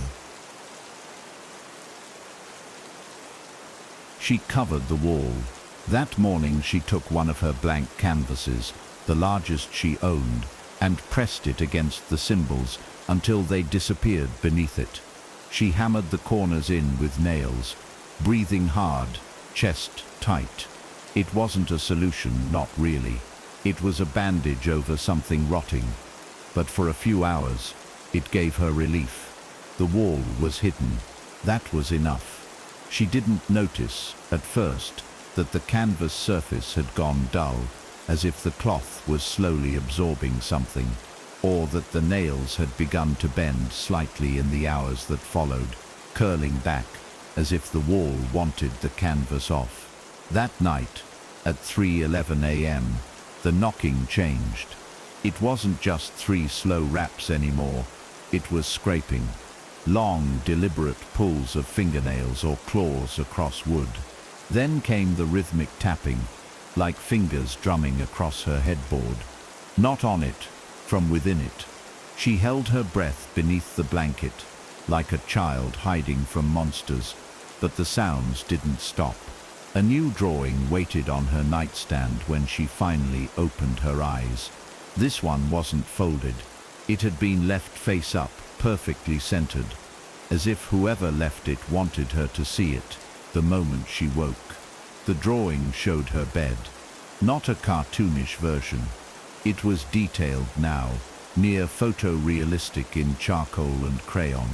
She lay sleeping in the center, just like the previous ones, but surrounding the bed on all sides were small shadowy figures, dozens of them, some crouched at the footboard, some standing beside her pillow, all of them looking down at her, their heads tilted in different directions, like they were studying her, watching, waiting. Her eyes searched the page in desperation for something, anything that could explain what this was. But her heart froze when she saw what was written at the bottom. They can't draw themselves, only through you. She burned it. She took the matches from the kitchen drawer, lit the corner, and dropped it in the sink. The paper curled black, flames eating away at the childlike handwriting, until only ash remained. She didn't stop there. She tore the rest of the drawings off the fridge, off the walls, from under the bed, and behind the couch. She ripped them to shreds and burned them all. Smoke filled the apartment. Her lungs stung, but something inside her said it had to be done. This had to stop, and for the first time in over a week, she felt something like control returning to her body, until she turned around and saw the sketchbooks. She had locked them in a drawer, her first day in the apartment, unsure why she brought them at all, but now they sat on the kitchen table, open, fanned out like a broken deck of cards, each one filled, cover to cover. She approached slowly, fingers trembling. These weren't her drawings. They couldn't be, but the handwriting was hers. The strokes, the pressure, page after page, filled with illustrations far more detailed than she'd ever been capable of. One sketchbook showed her walking through the apartment at night, her posture twisted, eyes wide. Another showed her staring into the mirror, but the reflection was not her. It was the black figure, grinning with a mouth too wide. And the last page of the final book. It was blank, except for a single line at the bottom. Finish what you started. She slammed them shut, threw them across the room. Her mind was unraveling. She was sure of it. Maybe she had drawn these pages in her sleep. Maybe the apartment wasn't haunted. Maybe she was. But something else, deep in her gut, insisted she hadn't made them, not alone. That night, she dreamed she was in a room with paper walls, thin, translucent. Shadows moved just behind them, but she couldn't see faces. She heard the sound of crayons dragging across the walls. From the other side, hands reached through the paper, small childlike hands. They offered her a crayon, red and waxy, and whispered, "Draw us real." She woke with the crayon in her hand. It was sitting there, in her open palm, already warm from her grip. Red wax, slightly dulled at the tip. No label. She dropped it immediately, like it had burned her. It rolled across the floor and stopped at the base of the wall, right where she'd nailed the canvas. The edges of the canvas began to darken, slowly, like the wall behind it was bleeding through. She stepped back, heart pounding, unsure whether to tear it down or leave it sealed. But she already knew the truth. Whatever was back there didn't need her permission anymore. The knocking was gone, because the knocking had already entered. She didn't sleep again after that night. Not really. At most, she drifted in and out of shallow unconsciousness, eyes half-lidded, breathing shallow, always one sound away from jolting upright. The canvas covering the marked wall had grown darker by the hour. By sunrise, it had warped, stretched outward in the center, as if something behind it had pushed from within, and then paused, waiting. The red crayon she'd dropped had disappeared. She searched for it, not even sure why, but it was simply gone, as if it had crawled away on its own. She sat in the corner of the room, arms wrapped around her knees, whispering to herself, not prayers, just her name, over and over again, trying to remember it belonged to her, and not the drawings. That morning, she took a blade and carved a line across her palm, just a shallow one. The pain reminded her she was real, and for a moment that was enough. She wrapped it in gauze and opened her phone for the first time in days. The screen was full of notifications, missed calls, texts from numbers she'd long silenced. But one message stood out. No number, just the words, draw.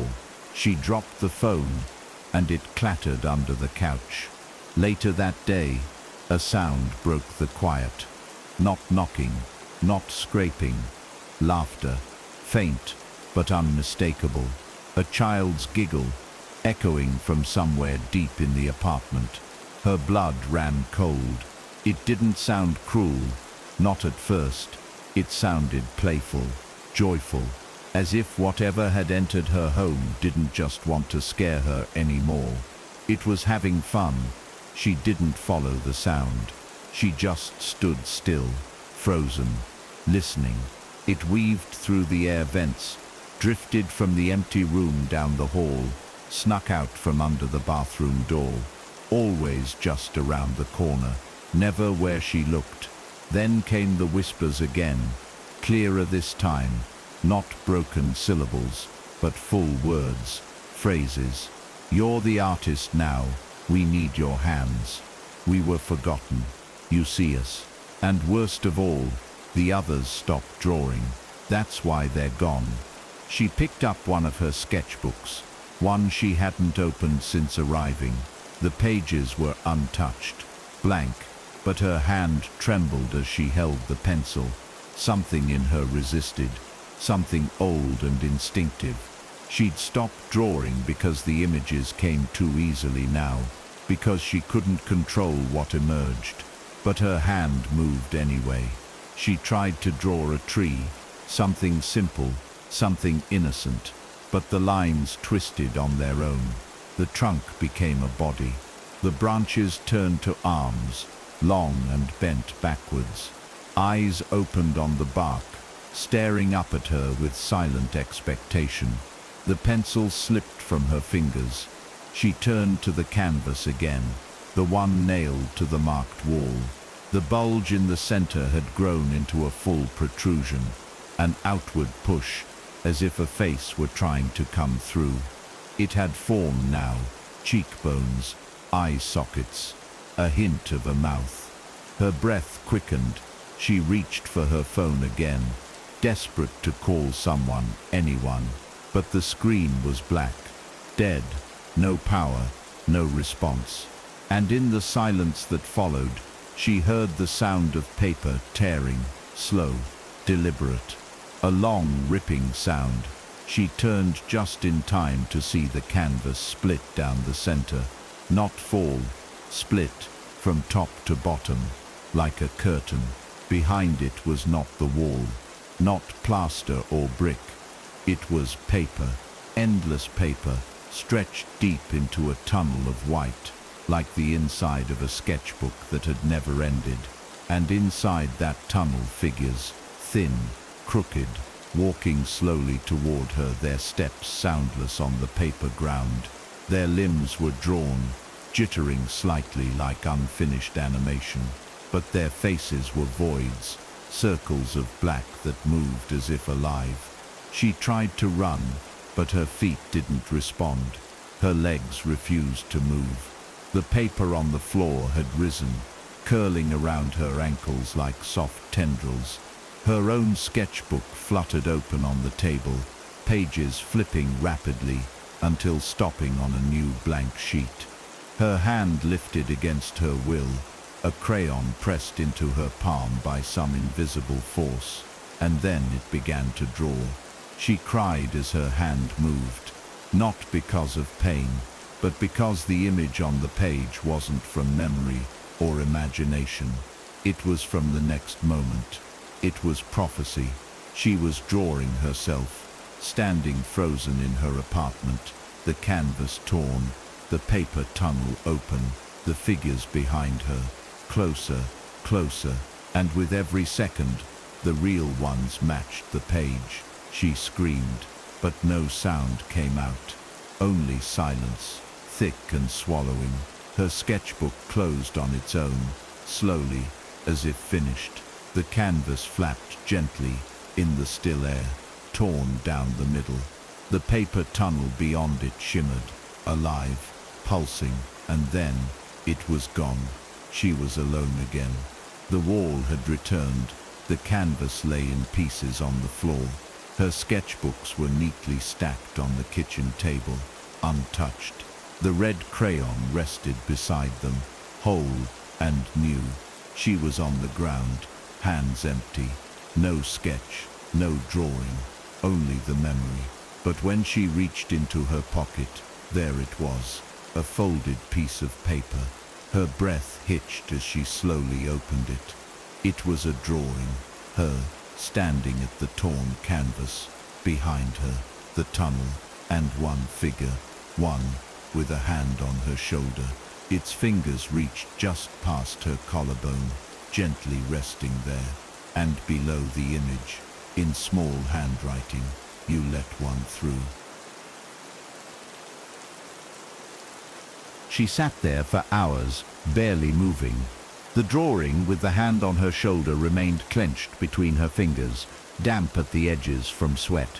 Her apartment was silent, but it was no longer the same kind of silence. It wasn't peace. It was absence. A hollowing like a sound had been removed from the air. Something important, something essential. Even the refrigerator didn't hum anymore. The city outside had gone eerily quiet. No car horns, no footsteps above or below, no neighbors moving through the halls. She hadn't even realized how alive the noise had once made everything feel, until now. The quiet made her feel like she'd been buried in her own home. She began to wonder if she had died, if the figure from the drawing had touched her and pulled her into some version of herself that no longer belonged to the world outside. Her phone still didn't work. Her laptop wouldn't power on. The outlets were cold. She didn't eat that day. She didn't drink. Her body felt like a puppet, left abandoned in the corner of a forgotten theater. And then came the whispering again. Not words this time, just humming, soft, lulling, like a lullaby drawn in charcoal. It came from the bathroom mirror. When she stepped in, everything looked normal. The lights still worked in there. Oddly, the air was humid, like someone had taken a hot shower. The mirror was fogged from the inside, but she hadn't used it in days. She wiped the glass with her palm, slowly. On the other side of her reflection was another version of her. Not a shadow, not a monster, but her, with softer eyes. A small smile, and behind that version, rows of drawings on the walls, hundreds, thousands, all taped neatly, edge to edge, like wallpaper. Every single one featured a figure, and all of them were watching her. The reflection lifted a hand and pressed it to the mirror, palm open. She didn't want to match it, but her body leaned forward, and her hand moved. The moment their palms aligned, skin to glass, her vision blurred. Her ears rang. Her mouth filled with the taste of charcoal dust and something metallic.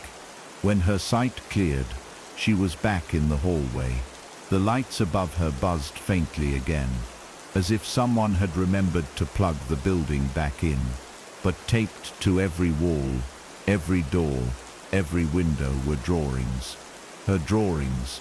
She stepped forward and saw the first, her sleeping. The second, her walking through a paper tunnel. The third, her reaching toward the mirror. And then a new one she'd never seen. Her standing in the hallway, eyes wide, surrounded by thousands of images. Her breath caught. Something was changing. The line between the drawings and the real world was dissolving. There was no boundary anymore. The crayon had become a key, and she had turned it. Her front door was covered now. Dozens of folded papers had been slid under the crack during the night. She hadn't heard it, but they were there, some wrinkled, some crisp, all drawn in the same trembling hand. Some were pictures of her apartment, others of rooms she hadn't seen yet. But one near the top made her knees buckle.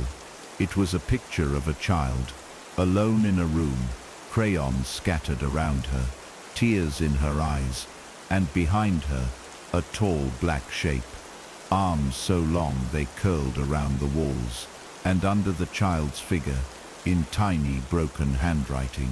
She stopped drawing too. A sharp knock echoed from the hallway. Just one, then silence.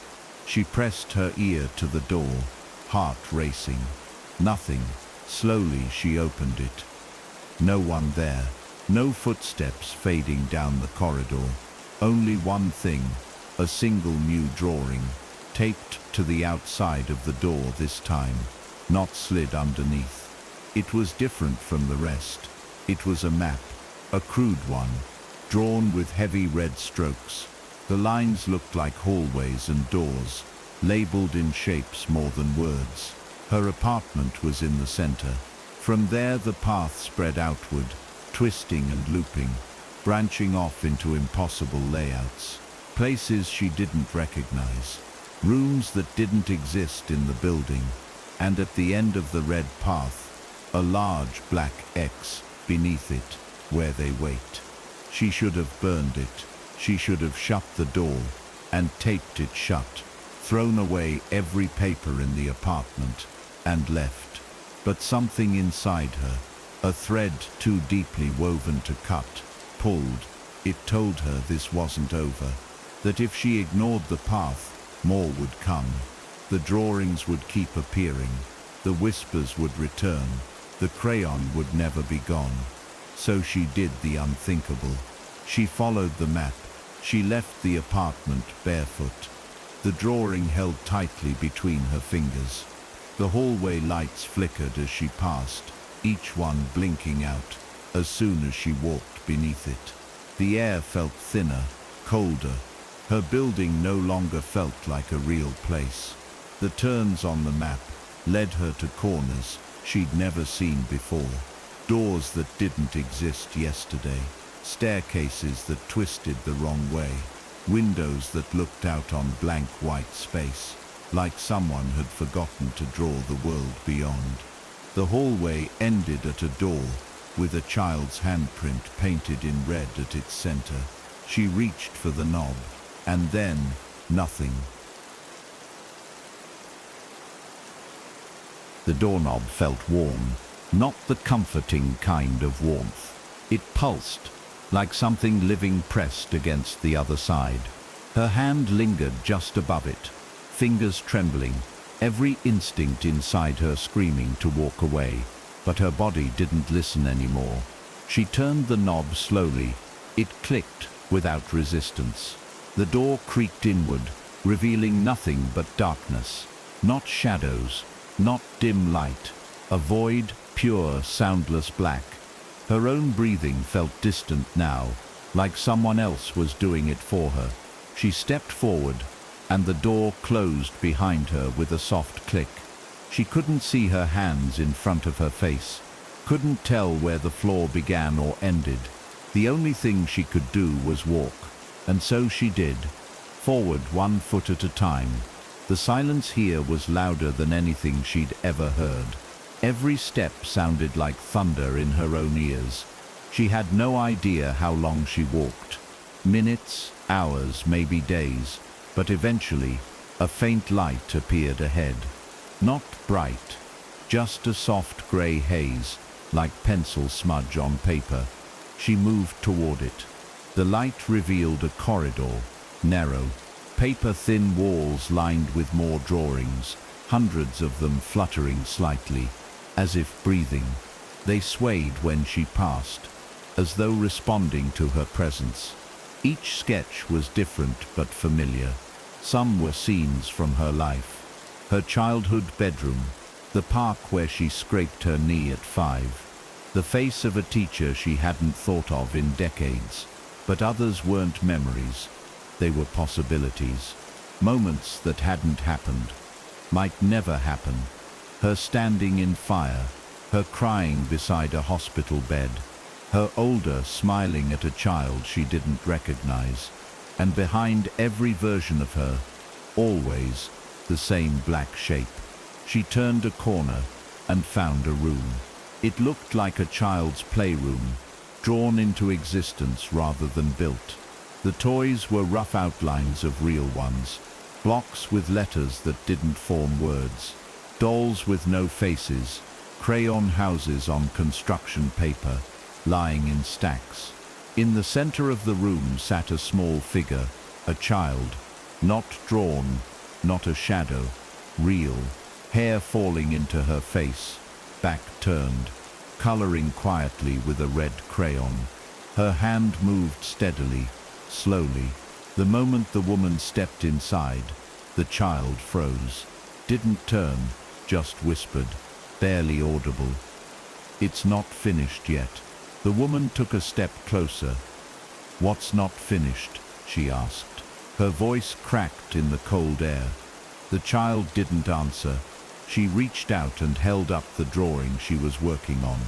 It was still incomplete, the lines soft and unfinished, but she could already make out what it was. The playroom, the child, and behind her, a door, not the one the woman had entered through, but another drawn on the back wall, one that didn't exist in the real room. But as the woman looked up, her heart stopped. The door was there now. It had appeared while she wasn't looking. It was taller than the ceiling should allow, arching upward into darkness. It was painted on the wall, but seemed three-dimensional. Like if she reached out, her hand would pass through the paper into something else. The child finally turned to look at her, and her eyes weren't a child's. They were ancient, endless, filled with static, like broken television glass. She spoke again. "They don't want you to stop drawing. Not yet. You started it. You brought them back." The woman backed away. "I didn't bring anyone." The child stood up. The crayon rolled to the floor. "Every time you put pencil to paper," she whispered, "you open a window. You remember them. And remembering is enough." The door began to shake. The edges bled ink. Drips ran down the wall like tears from something trying to force its way through. And then came the knocking. Not on the real door behind her. On that one, the drawn door.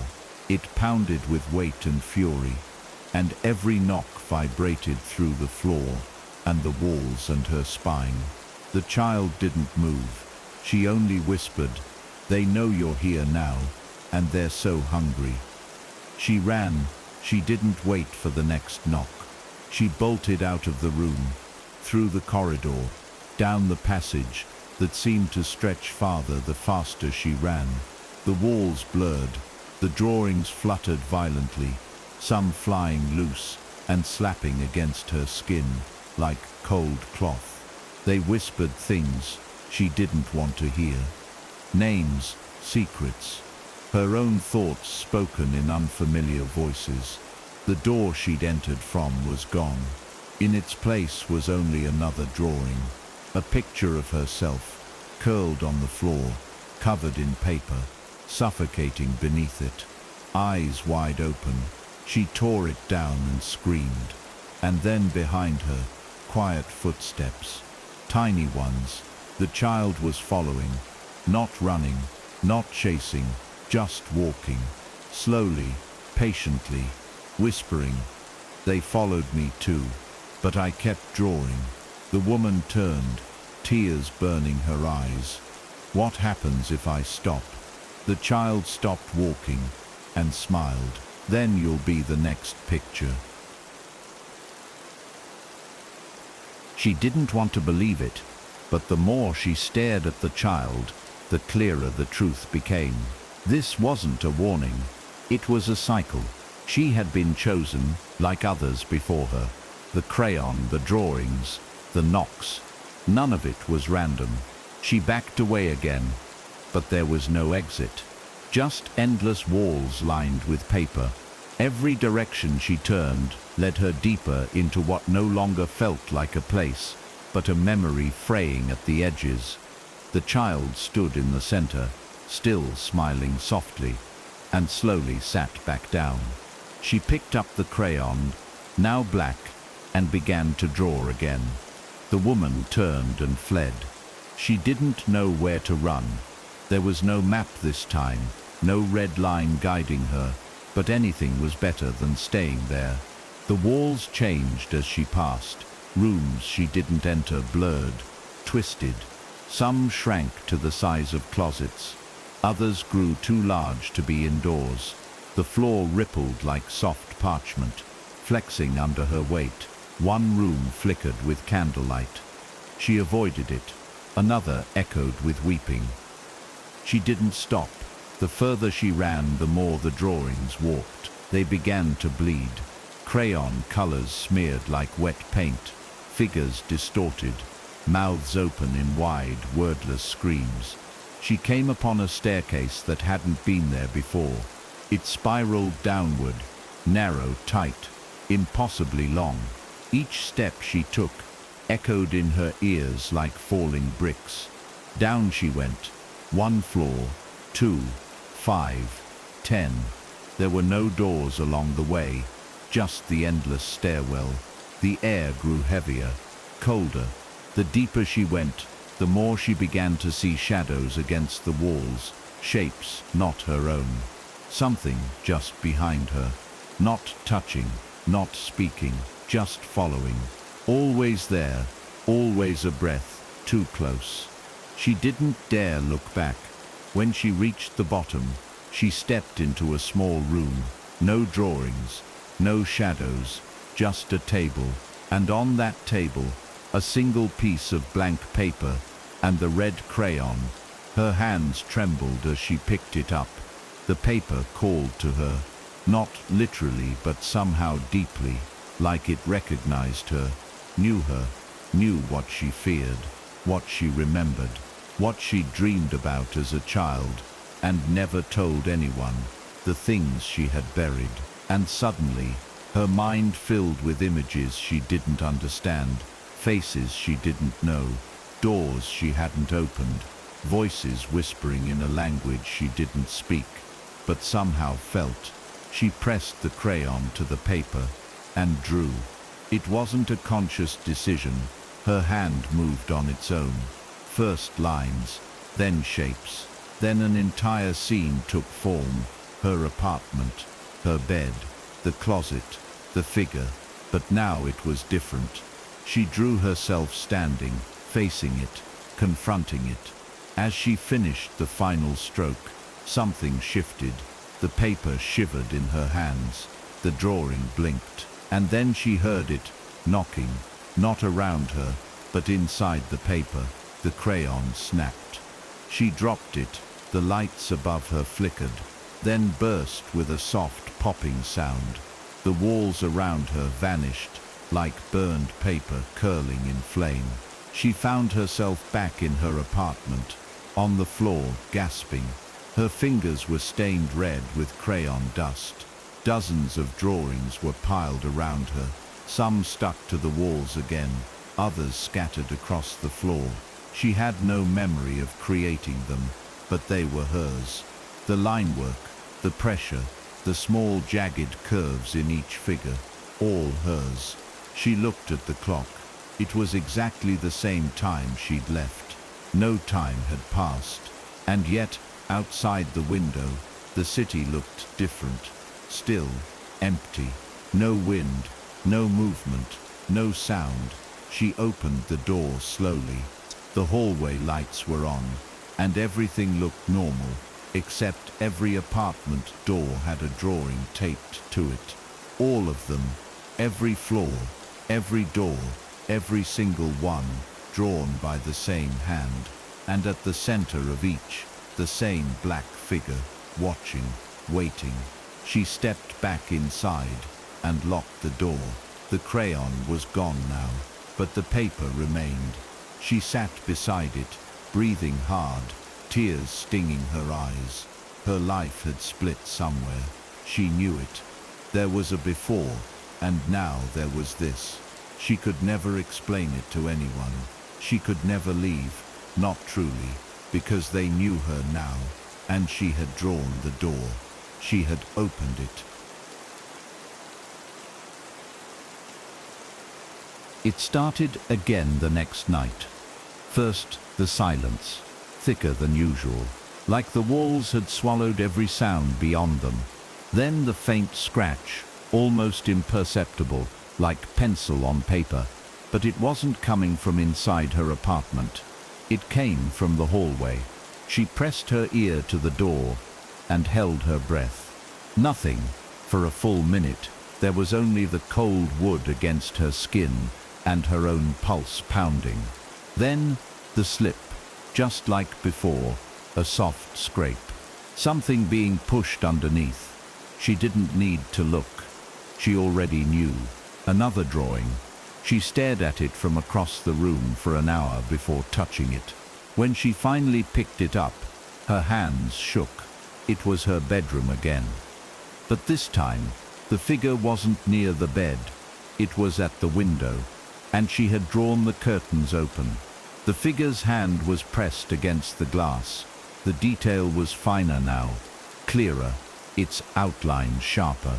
Limbs long, face obscured, but this time its head was tilted toward her, as if it knew she was watching from above. Her stomach turned. The figure wasn't watching her bed anymore. It was watching her. She turned to the window, heart pounding. The glass was fogged over, despite the warm night.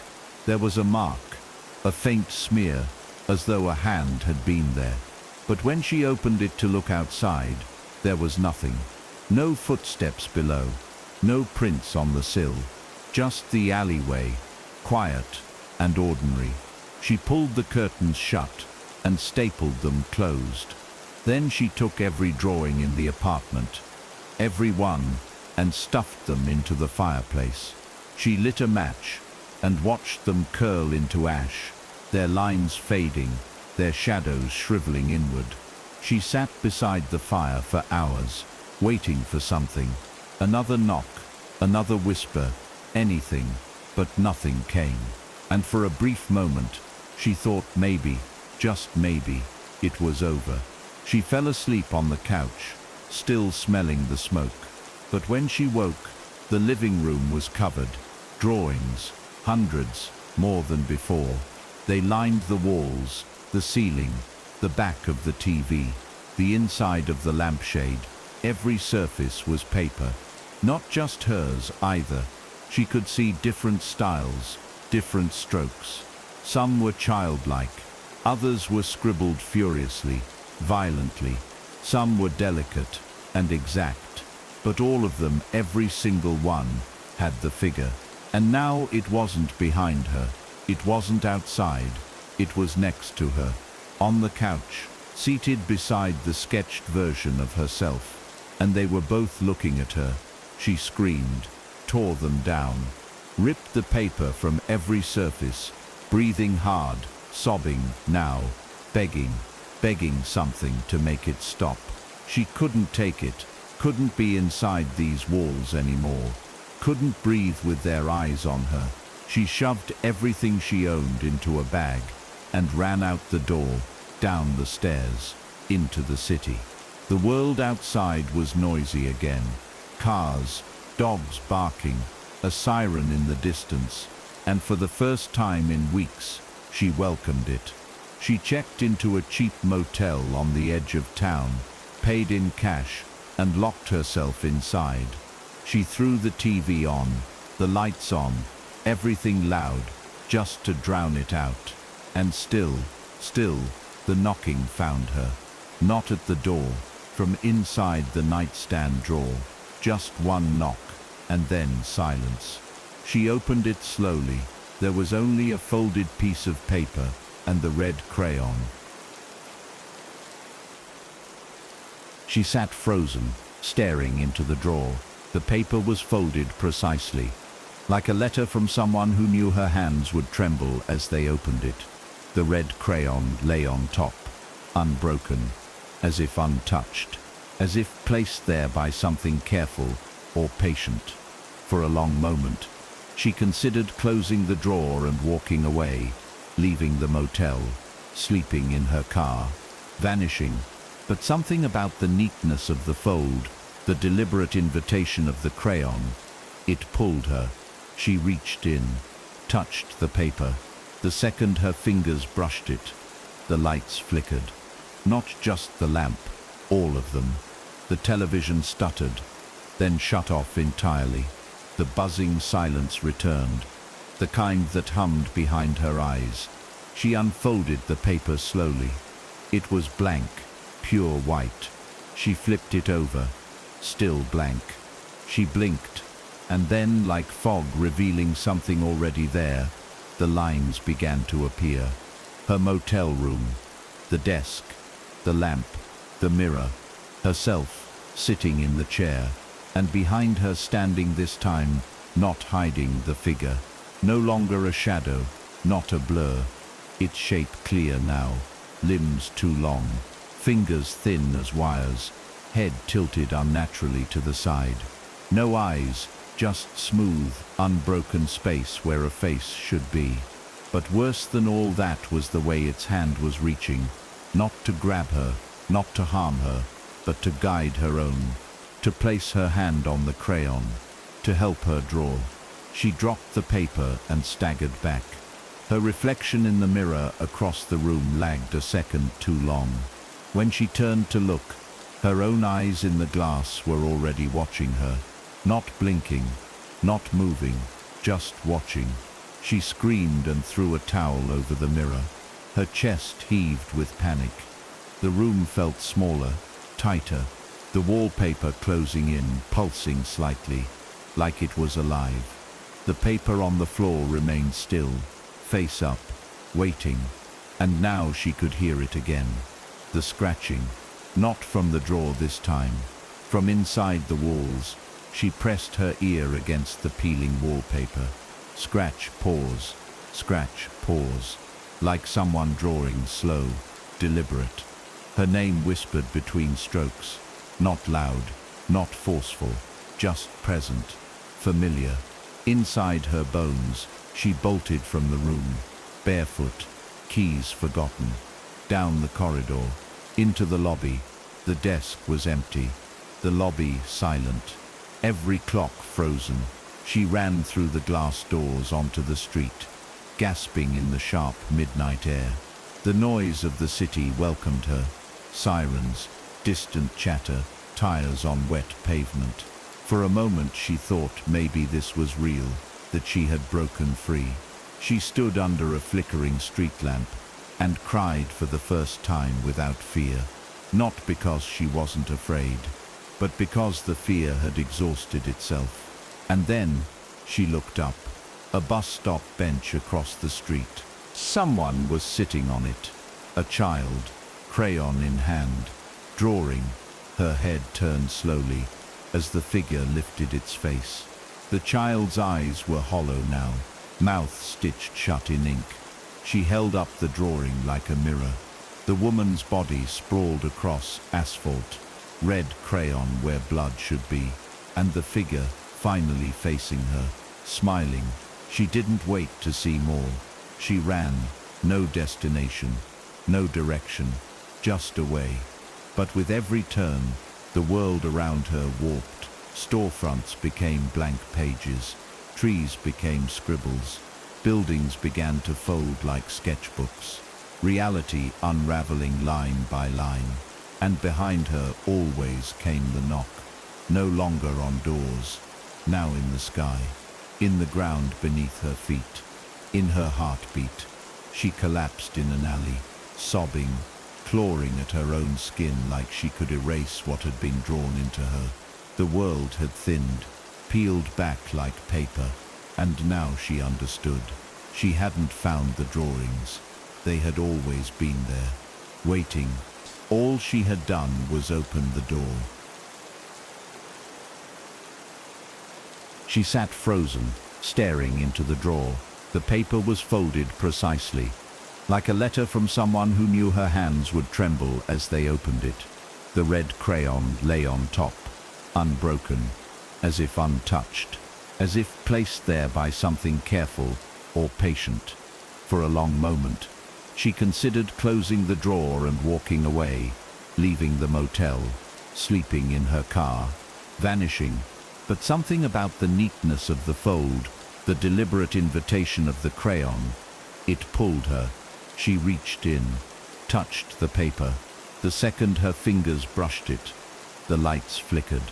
Not just the lamp, all of them. The television stuttered, then shut off entirely. The buzzing silence returned, the kind that hummed behind her eyes. She unfolded the paper slowly. It was blank, pure white. She flipped it over, still blank. She blinked, and then, like fog revealing something already there, the lines began to appear. Her motel room, the desk, the lamp, the mirror, herself sitting in the chair, and behind her standing this time, not hiding the figure, no longer a shadow, not a blur. Its shape clear now, limbs too long, fingers thin as wires, head tilted unnaturally to the side. No eyes, just smooth, unbroken space where a face should be. But worse than all that was the way its hand was reaching, not to grab her, not to harm her, but to guide her own, to place her hand on the crayon, to help her draw. She dropped the paper and staggered back. Her reflection in the mirror across the room lagged a second too long. When she turned to look, her own eyes in the glass were already watching her, not blinking, not moving, just watching. She screamed and threw a towel over the mirror. Her chest heaved with panic. The room felt smaller, tighter, the wallpaper closing in, pulsing slightly, like it was alive.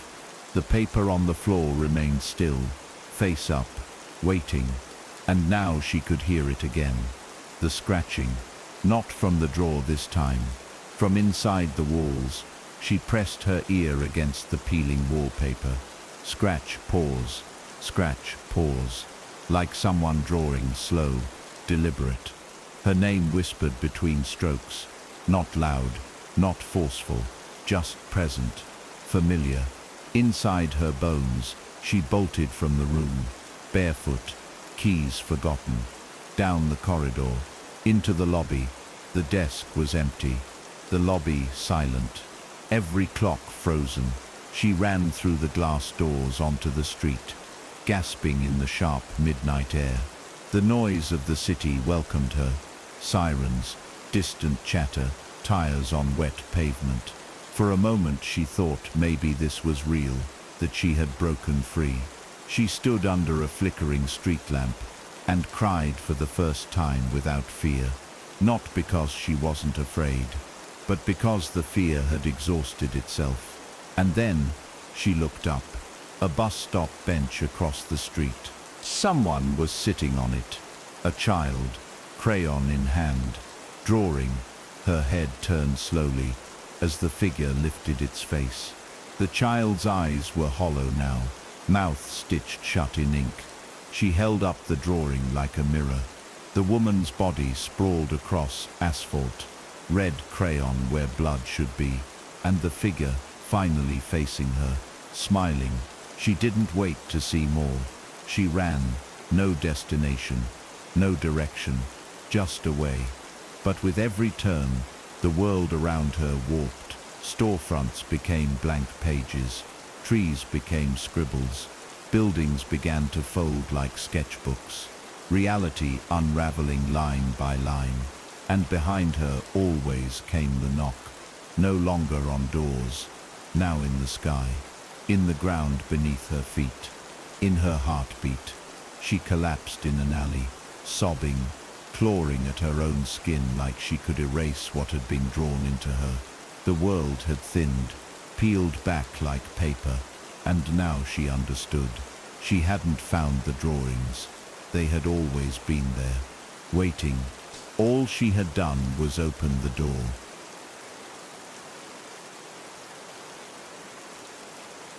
She awoke in a hospital bed, but it didn't feel like waking, more like surfacing, dragging her mind out from under some thick black current. The lights above her buzzed gently. Machines beeped.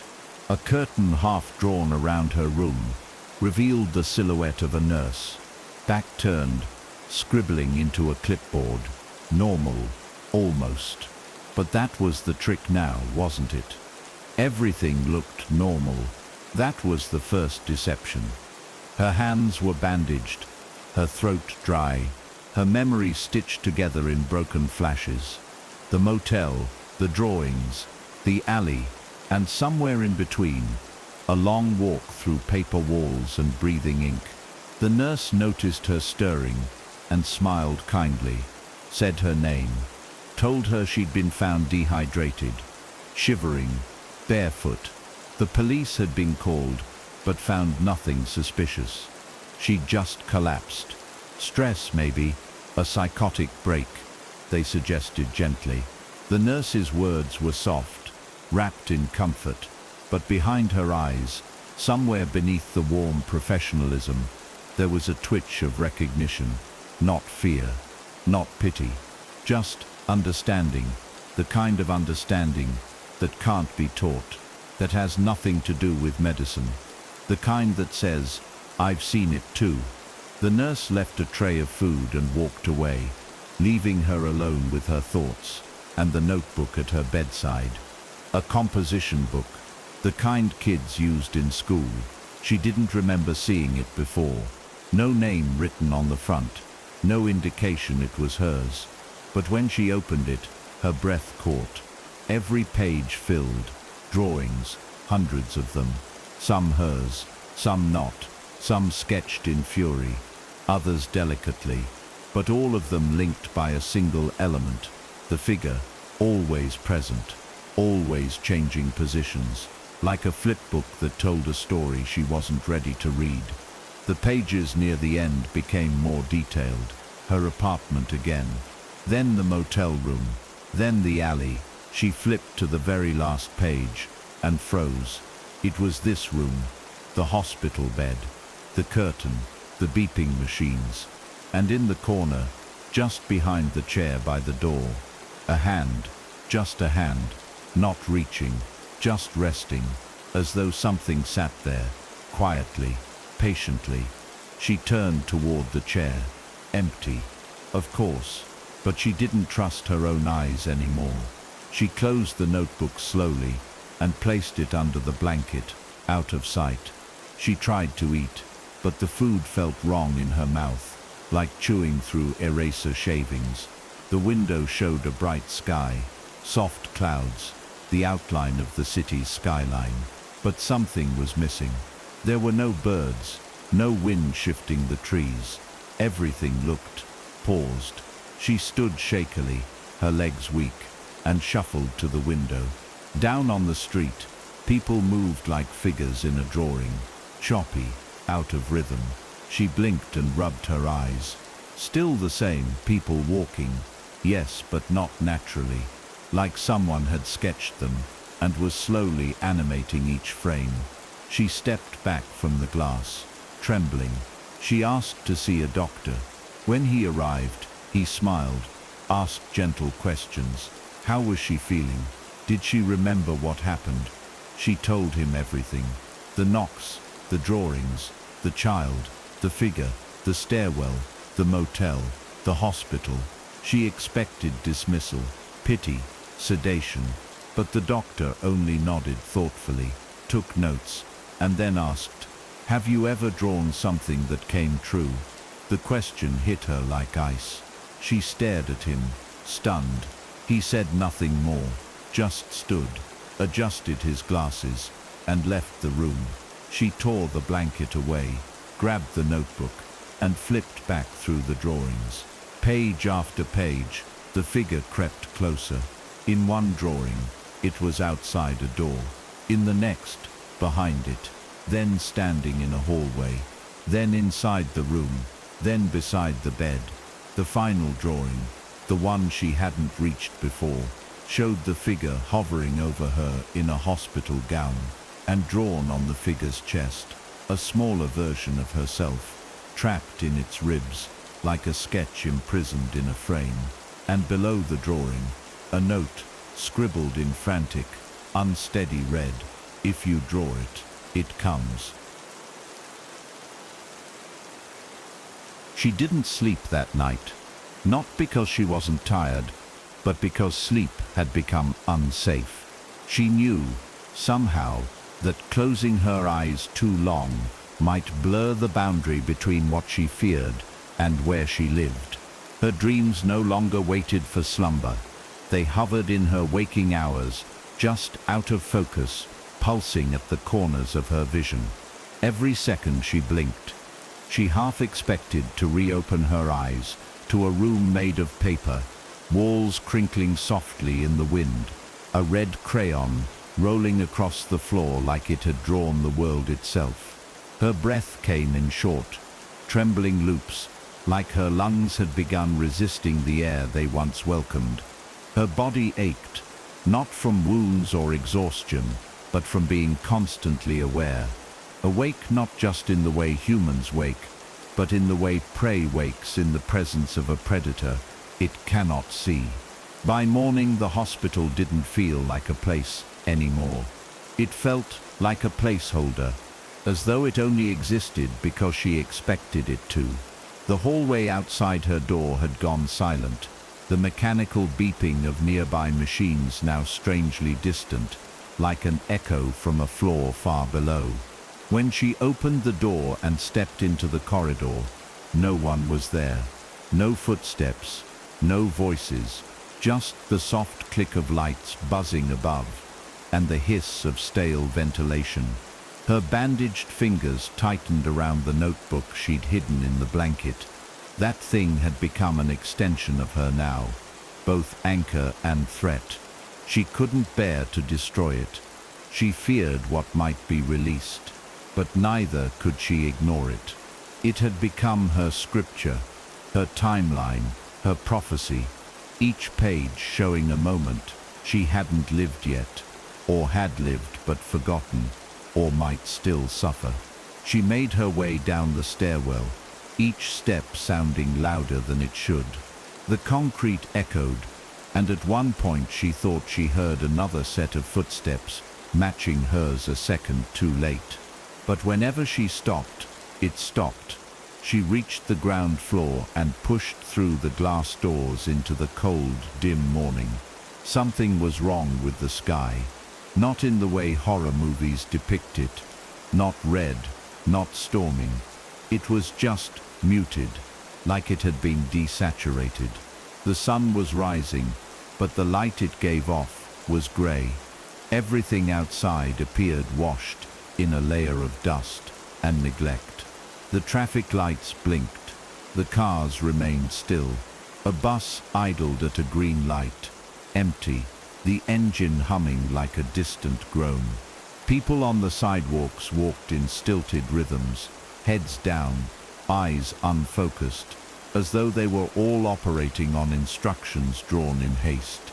She wandered the sidewalk for hours without knowing where she was going. Her phone had died, or maybe it hadn't. Maybe the numbers on the screen simply stopped making sense. At one point she passed a park and saw a small child crouched beside the slide, scribbling something into the dirt with a stick. She stopped. The child didn't look up, just continued drawing, brow furrowed in concentration. When the child stood and stepped away, she approached and looked down at what had been scratched into the sand. Her mouth went dry. It was a crude drawing, her, unmistakably, standing in front of the very slide. And next to her the tall figure, its hand on her shoulder, its face this time open like a hole, like the idea of a face had been erased. The worst part was that the child hadn't run. She was still there, just watching, waiting, not scared, not smiling, just aware.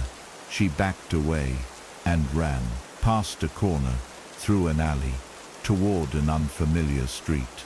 Her heart hammered, but not from exertion. It pounded because she felt followed by a presence that no longer needed footsteps. The rules had changed. The figure didn't need to move anymore. It only needed to be drawn, and as long as it lived in someone's image of her, it existed near her. A creation tied not just to her actions, but to her memory, her guilt, her perception. It was an infection of thought, a sickness of the sketch, and somewhere in the web of those connections, it was waiting. She ducked into a corner cafe, its lights flickering dimly, and slammed the notebook onto a table. She flipped through the pages again, and again, and again. The drawings had changed since the last time. There were new ones she didn't make. Her walking through this cafe, her sitting here, opening the book. Behind her, in every frame, the figure, closer now, its body bending in impossible ways. In one image, it was drawn with its head tucked beside her ear, whispering something. In the next, it had vanished. And in the final drawing, the cafe, empty, her alone. Her face turned to the side, mouth open in silent terror, and the table in front of her covered in drawings, hundreds, thousands, each one a moment, each one a warning, each one now her life. She tore the last page out and flipped it over. For the first time there were words written, not scribbled, not panicked, but printed in careful, deliberate lines. The paper doesn't keep it in. The drawing isn't a trap, it's the door. And every time you look, the rest was missing, torn, ripped clean across a jagged line. She checked the pages before and after, desperate for context, but the next images were blank, not erased, just waiting, unfilled, empty spaces meant for scenes yet to happen. She stared at them, trembling. The page felt warm under her fingers, as if it were breathing. And then, without thinking, without planning, she reached for the red crayon tucked between the back pages. Her hand hovered. She didn't want to draw, but she understood now. Someone would. If not her, then the child. If not the child, then someone else. The figure wasn't just following her. It was spreading through her. She wasn't the final page in the story. She was the next illustrator. And the only way to stop it might be to draw something it couldn't follow. But what would that even look like? She stared at the blank page for a long time, breathing shallowly, crayon trembling in her grip. And then she began to draw. The red crayon rested against her shoe, as if it had been waiting for her decision. But her body didn't wait. Her hand moved, almost separate from her will, trembling as her fingers wrapped around it. The texture was familiar, waxy and warm, and yet it pulsed now, almost like it had a heartbeat, a slow, thick rhythm that matched the pressure behind her eyes. She wanted to drop it, to crush it, to scream. But the moment her skin touched it, the room around her paused, the shadows froze. The child didn't blink. Even the air stopped moving, suspended in a moment that wasn't quite time anymore. The notebook opened in her other hand, the pages turning by themselves, one by one, until the blank sheet at the back fluttered up and settled, expectant and bare. She couldn't resist. Her arm, now cold and stiff, moved forward. The crayon lowered. The first line touched the paper, and the world bled. It wasn't ink. It wasn't wax. It was color, alive, and wrong. As the crayon moved across the page, she felt something being pulled from her chest. Not just emotion, memory. Every curve, every stroke, drained another piece of her. Her old bedroom formed first, then the bed, then her own figure. It was a mirror of the scene in front of her. But this time, the drawing was ahead of reality. She realized she wasn't documenting the moment. She was dictating it. Her arms moved faster, possessed by a rhythm she didn't understand. Behind her, the child began to hum, softly, tunelessly. The pitch rose and fell like static, not music. As the figure took shape in the drawing's doorway, the air in the room grew colder. Her breath fogged, her legs weakened. She wanted to stop, but every time her grip faltered, the figure in the drawing crept closer to her drawn self. She clenched her jaw and turned the page, blank again. This time, she hesitated. She had a thought, a single fragile thought that pierced the chaos. What if I don't draw me? What if I draw something else? Her fingers shook as she shifted the crayon's path. A door, a stairway, a sky, something new. For the first time, the lines weren't rooted in fear, but in defiance. She drew an opening in the wall, an exit, an escape. The notebook responded. The page pulsed, colors sharpening, edges glowing faintly, and then something moved in the real room. A corner of the wall stretched, groaned and split. A thin outline carved itself into the drywall, matching the doorway she had drawn. Dust rained down, cracks spread. The house creaked like it was waking up. She stepped back. The child watched silently. The figure hadn't moved, but the shadows beneath the door had thickened, spilling into the carpet like ink. The choice pressed down on her like a weight. Finish the drawing, and maybe open the way, or stall, and let the figure reach her again. Her breath caught. She turned the page and began again. Fast, desperate, she drew a field, a tunnel, a light. But with each line she felt something pushing back, like the notebook was resisting her now, fighting to keep her bound in this spiral. The light she drew began to smear. The edges bled, and then across the page, a single black line appeared, drawn by an unseen hand, right through her image of escape, a mark of corruption. Her vision blurred, her ears filled with static, and then the child spoke again. "You can't leave this way." The humming stopped. The child stood. "You're not the drawer anymore." She stepped forward, her face older now, not aged, just changed, too knowing, too hollow. She touched the notebook, and all the pages flipped at once, like a gust of wind had torn through it. When they stopped, the last page was filled, not with the woman, not with the child, but with all the drawings she had ever seen, a collage of terror. The house, the closet, the knock, the figure, the red crayon, and at the center, a new image, a door, with eyes, watching from the wood grain, open, waiting. Beneath it, a single phrase written in a child's messy scrawl. "It let you in." Her knees buckled. The notebook fell. The room went black. She woke up in bed. The hospital room, the beeping of machines, the scent of antiseptic. Sunlight streamed through the blinds, like nothing had happened. She blinked rapidly, heart racing. Her arms were bandaged. Her leg was sore. The nurse outside smiled and waved. Was it a dream, a hallucination? Had her mind finally cracked under the pressure? She sat up slowly, testing her limbs, confused but aware. The notebook was gone. No crayon in sight. She leaned back and exhaled deeply. A knock. Soft. She froze. Not from the door. Not from the hall. From the closet. She turned. Nothing. No movement. No voice.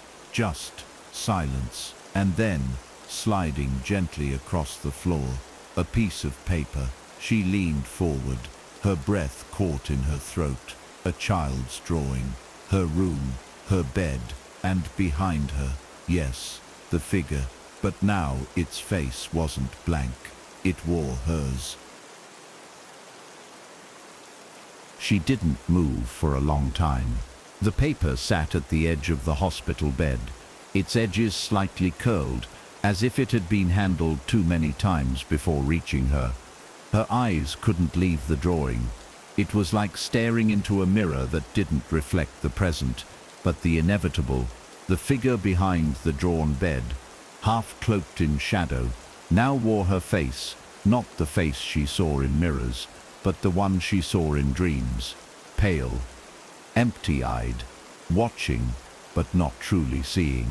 Her breath became shallow. Her heart stumbled. The machine beside her gave a short warning beep. A nurse peeked in, but she waved them away without speaking. Because she understood. Suddenly and horribly, this wasn't over. It hadn't even begun. Later, when the room quieted again, she turned the paper over. Nothing. No writing. No marks. No signature. Just the faint pressure of crayon seeping through. She held it up to the light, half hoping to find some message embedded in the fibers, some clue, some logic. But there was nothing there except a slight tremor in the lines, as if whoever had drawn it had been terrified. She folded the page carefully and slid it into the drawer beside her bed. For now, but sleep refused to come. Every time her eyes drifted closed, she felt the sensation of being watched, not by someone in the room, but through the walls, as if the act of drawing had opened something, not a door, not even a window, a peephole. When she was discharged, the hospital gave her a bag with her clothing, a bottle of prescription pills, and a small folder containing instructions for follow-up appointments. But tucked between the hospital's paperwork, another drawing. This one, cruder. A stick figure at the center. Her again. But now arrows pointed inward from every side of the paper, like the world was collapsing around her. On the bottom corner, a date was scrawled in childlike handwriting. Not today's date, tomorrow's. She blinked at it, felt the dread bloom in her chest, like black ink in water. She didn't tell the nurse, didn't ask questions. She simply nodded, signed what she had to, and left. Outside, the world felt off. Too bright, too quiet. The shadows beneath cars seemed longer. The birds sounded distant, like their calls came through a filter. Her apartment was just 5 blocks away, but it felt like walking across an invisible minefield. She half expected someone to hand her another drawing on the street, or for one to float down from the sky. Nothing happened. No one met her eyes. No one noticed her at all. That was almost worse. Like she had already become part of something they couldn't see. When she reached her door, the air shifted. Heavier, charged. She slid her key in and turned the knob slowly. The apartment looked exactly as she'd left it. Clean, still. But the moment the door shut behind her, she heard the click of the lock on its own. There was a drawing under the welcome mat. She pulled it out with trembling hands. It showed a window and 2 figures, one on each side of the glass. She was on the inside. The other figure, no face, no body details, just tall and dark, was outside. Looking in, she checked the window immediately. Nothing. She took a deep breath, moved to the kitchen, and grabbed the scissors. She didn't care if it sounded paranoid. The drawings were going in the trash. All of them. She pulled open the drawer, took out the first picture, the one with the figure behind her bed, and began to cut. But the blades wouldn't go through. She tried again, pressing harder. Nothing. The paper bent, resisted, and even seemed to hiss slightly as the blades slid across. Not a sound from friction, a sound of pain. She dropped the scissors and stepped back. Her hands were shaking. She ran to the sink and splashed water on her face. When she looked up into the mirror, her eyes were gone. For half a second, just a flash, but the reflection blinked without irises. Then they were back. Normal, real. She turned, panting, scanning the room. But everything was still, wrong. She went to her bedroom and slammed the door shut. She didn't turn on the light. She sat on the bed, knees pulled to her chest, staring at the wall, trying to remember the last time she had been warm, or safe, or alone in her thoughts. Then, a soft tapping. Not the door, the mirror. The full-length mirror by the closet was trembling slightly. She rose slowly, crossed the room. The tapping stopped. She stood in front of her reflection. Nothing moved, until she looked closer and saw it, behind her. In the reflection, the drawing, taped to the back of her shirt. She reached back with a shaky hand. Fingers brushed paper. She peeled it off and turned it over. This one was different. This one wasn't about her. It was an eye. Just a massive, unblinking eye, taking up the entire page. At the bottom, one word was written in a child's scrawl: seen. She tore the drawing in half. It ripped too easily. No resistance like before, just a clean tear down the center of the enormous eye. But instead of relief, she felt it, a pulse, sharp and immediate, behind her own eyes. Like something snapping, a string pulled taut, finally breaking. She dropped the pieces on the floor, but the paper didn't just fall. It fluttered, spiraling unnaturally, as though invisible hands were guiding it. It landed by the base of the mirror, and for a moment her reflection flickered, just a blink. But it was enough. Enough to see that her mirror self hadn't moved with her, hadn't copied her motions. It had only just caught up. She turned away quickly. Her chest was tight, like breathing through cloth. Every object in the room now seemed like a threat. The mirror, the closet, even the light switch. She pressed her back against the wall and slid down until she was sitting on the floor, knees pulled tight to her chest. "Why me?" she whispered.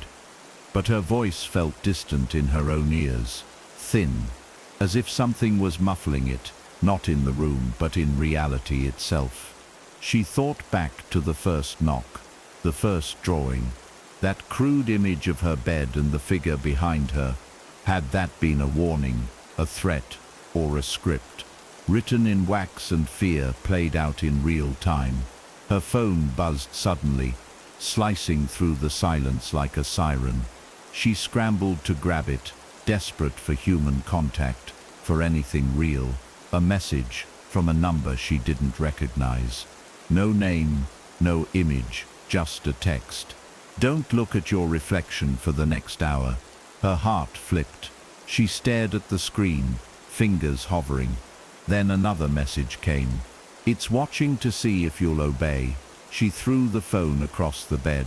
Her breathing came faster. Sweat lined her back. She forced herself to stand, kept her gaze down, careful not to glance toward any reflective surface. Her apartment had never felt so full of glass before. Her phone screen, the faucet, the microwave door, all of them could betray her, could show her something that wasn't moving right. She turned them all around, covered what she could. Blankets, jackets, towels thrown carelessly over screens and metal. The apartment grew dimmer, warmer, not with heat, but pressure. She checked the time. 42 minutes left. She curled up on the couch, arms around her legs, refusing to blink too long. Then she heard it again. Knock, knock, from inside the apartment this time. Not the front door, not the window, but from within. She froze. Her head turned slowly. The closet door was cracked open, just an inch. A drawing lay half slid out from the gap. She didn't want to move, but her body did. Not curiosity, not compulsion, something worse, invitation. As if something inside her had been waiting for this moment. She crawled forward, eyes still careful to avoid the hallway mirror. Picked up the drawing. This one wasn't crude. It was detailed. Graphite instead of crayon. Careful shading. The inside of her apartment. The living room. Her on the couch. But on the wall above her, a mirror. In the reflection, not her. A different version. Wide-eyed. Grinning. Leaning closer to the glass from the other side. No eyes. Just darkness. Underneath, in small letters. She knows you're real now. She dropped the page and covered her face with her hands. The heat in the room increased. Not temperature, but presence, like breath on the back of her neck. Her muscles locked. She dared not look up. Not yet. Not with the time unfinished. Then another buzz. Her phone again. It had landed half under the pillow. She reached, hand shaking, and pulled it close. Another message. You're not the first, but you're the first to try and look away. Then a second. They always want to see how it ends. Her lip quivered. Her vision blurred with tears. She typed back, hands trembling. What do they want? Seconds passed. Then the reply came.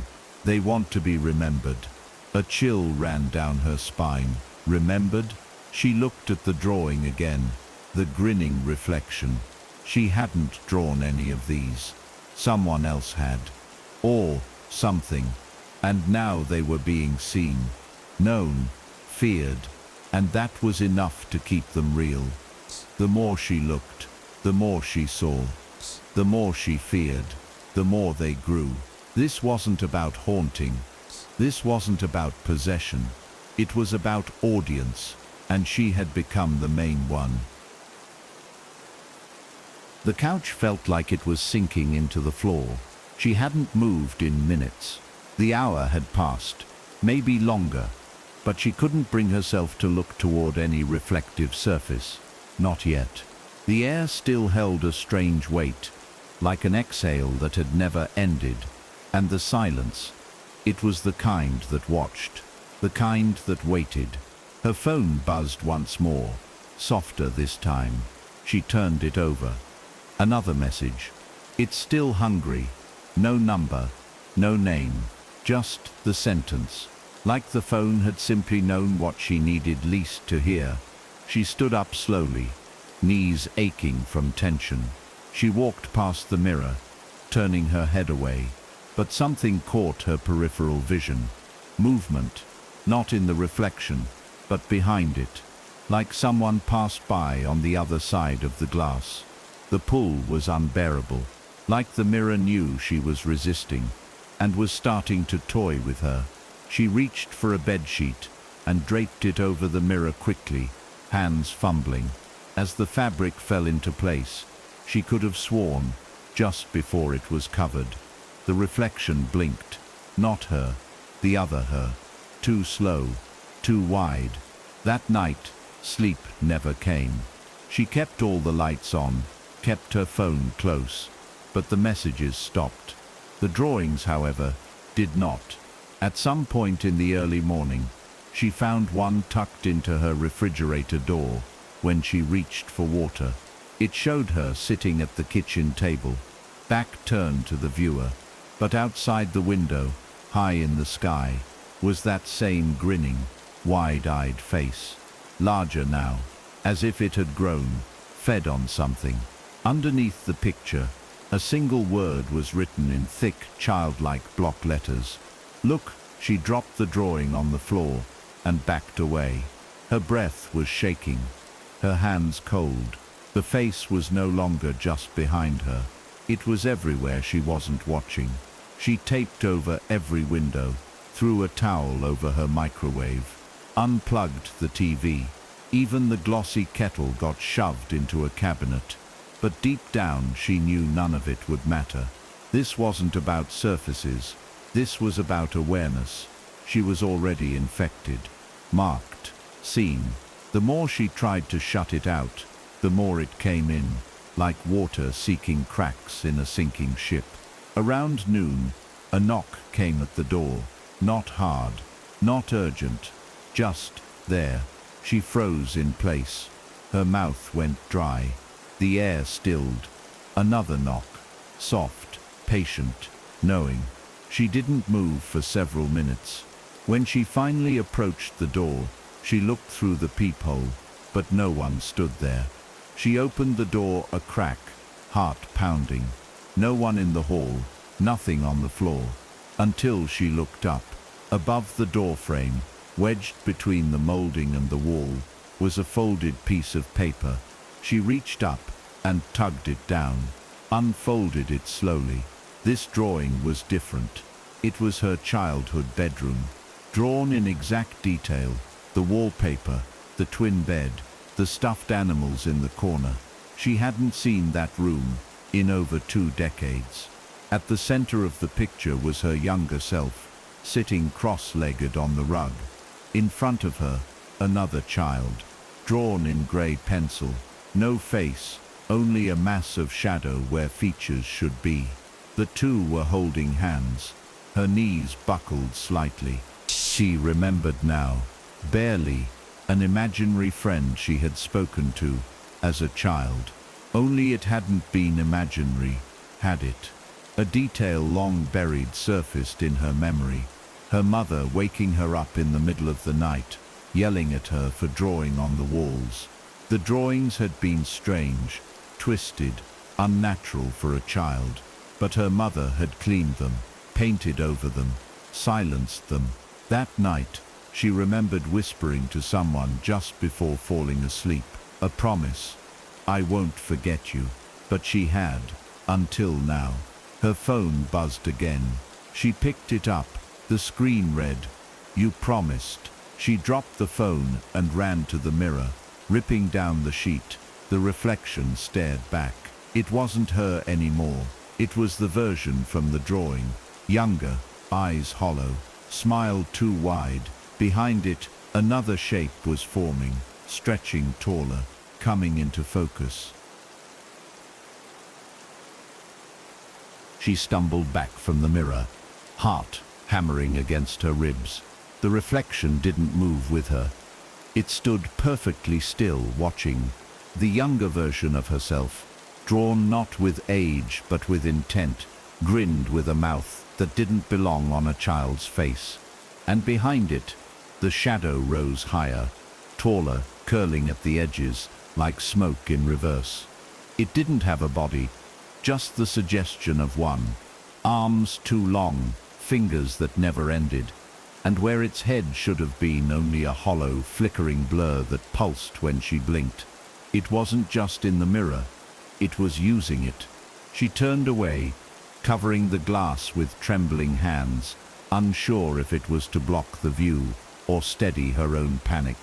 Her phone chimed again from the couch, screen pulsing with a new message. "You brought it back." She didn't move. The room had gone cold, but not from wind or air conditioning. It was that deep, silent cold, like standing beside something dead, but not yet buried. The shadows in the corners of the room felt heavier now. They seemed to stretch, pulling toward her feet, like they knew her name. Like they were crawling up through time, through memory, through promises broken, and doors never meant to be reopened. It had followed her from childhood. That part was certain now. But the worst truth, the one that made her mouth go dry, was that it hadn't followed her at all. She had carried it. nurtured it, grown it. The drawings hadn't started with the first knock. They had started long before, in her own hand as a little girl, crude lines of a figure that no one else could see, a friend who never left. The game they used to play, drawings slipped under her bedroom door at night, games of hiding, of seeking, of not looking in the mirror. After dark, she began to pace, slow and desperate, trying to push the thoughts down, but they surfaced like oil on water. The knock at her door, all those nights ago, hadn't been the beginning. It had been the reminder, and each time she engaged, picked up a drawing, looked too long, reacted with fear. She fed it.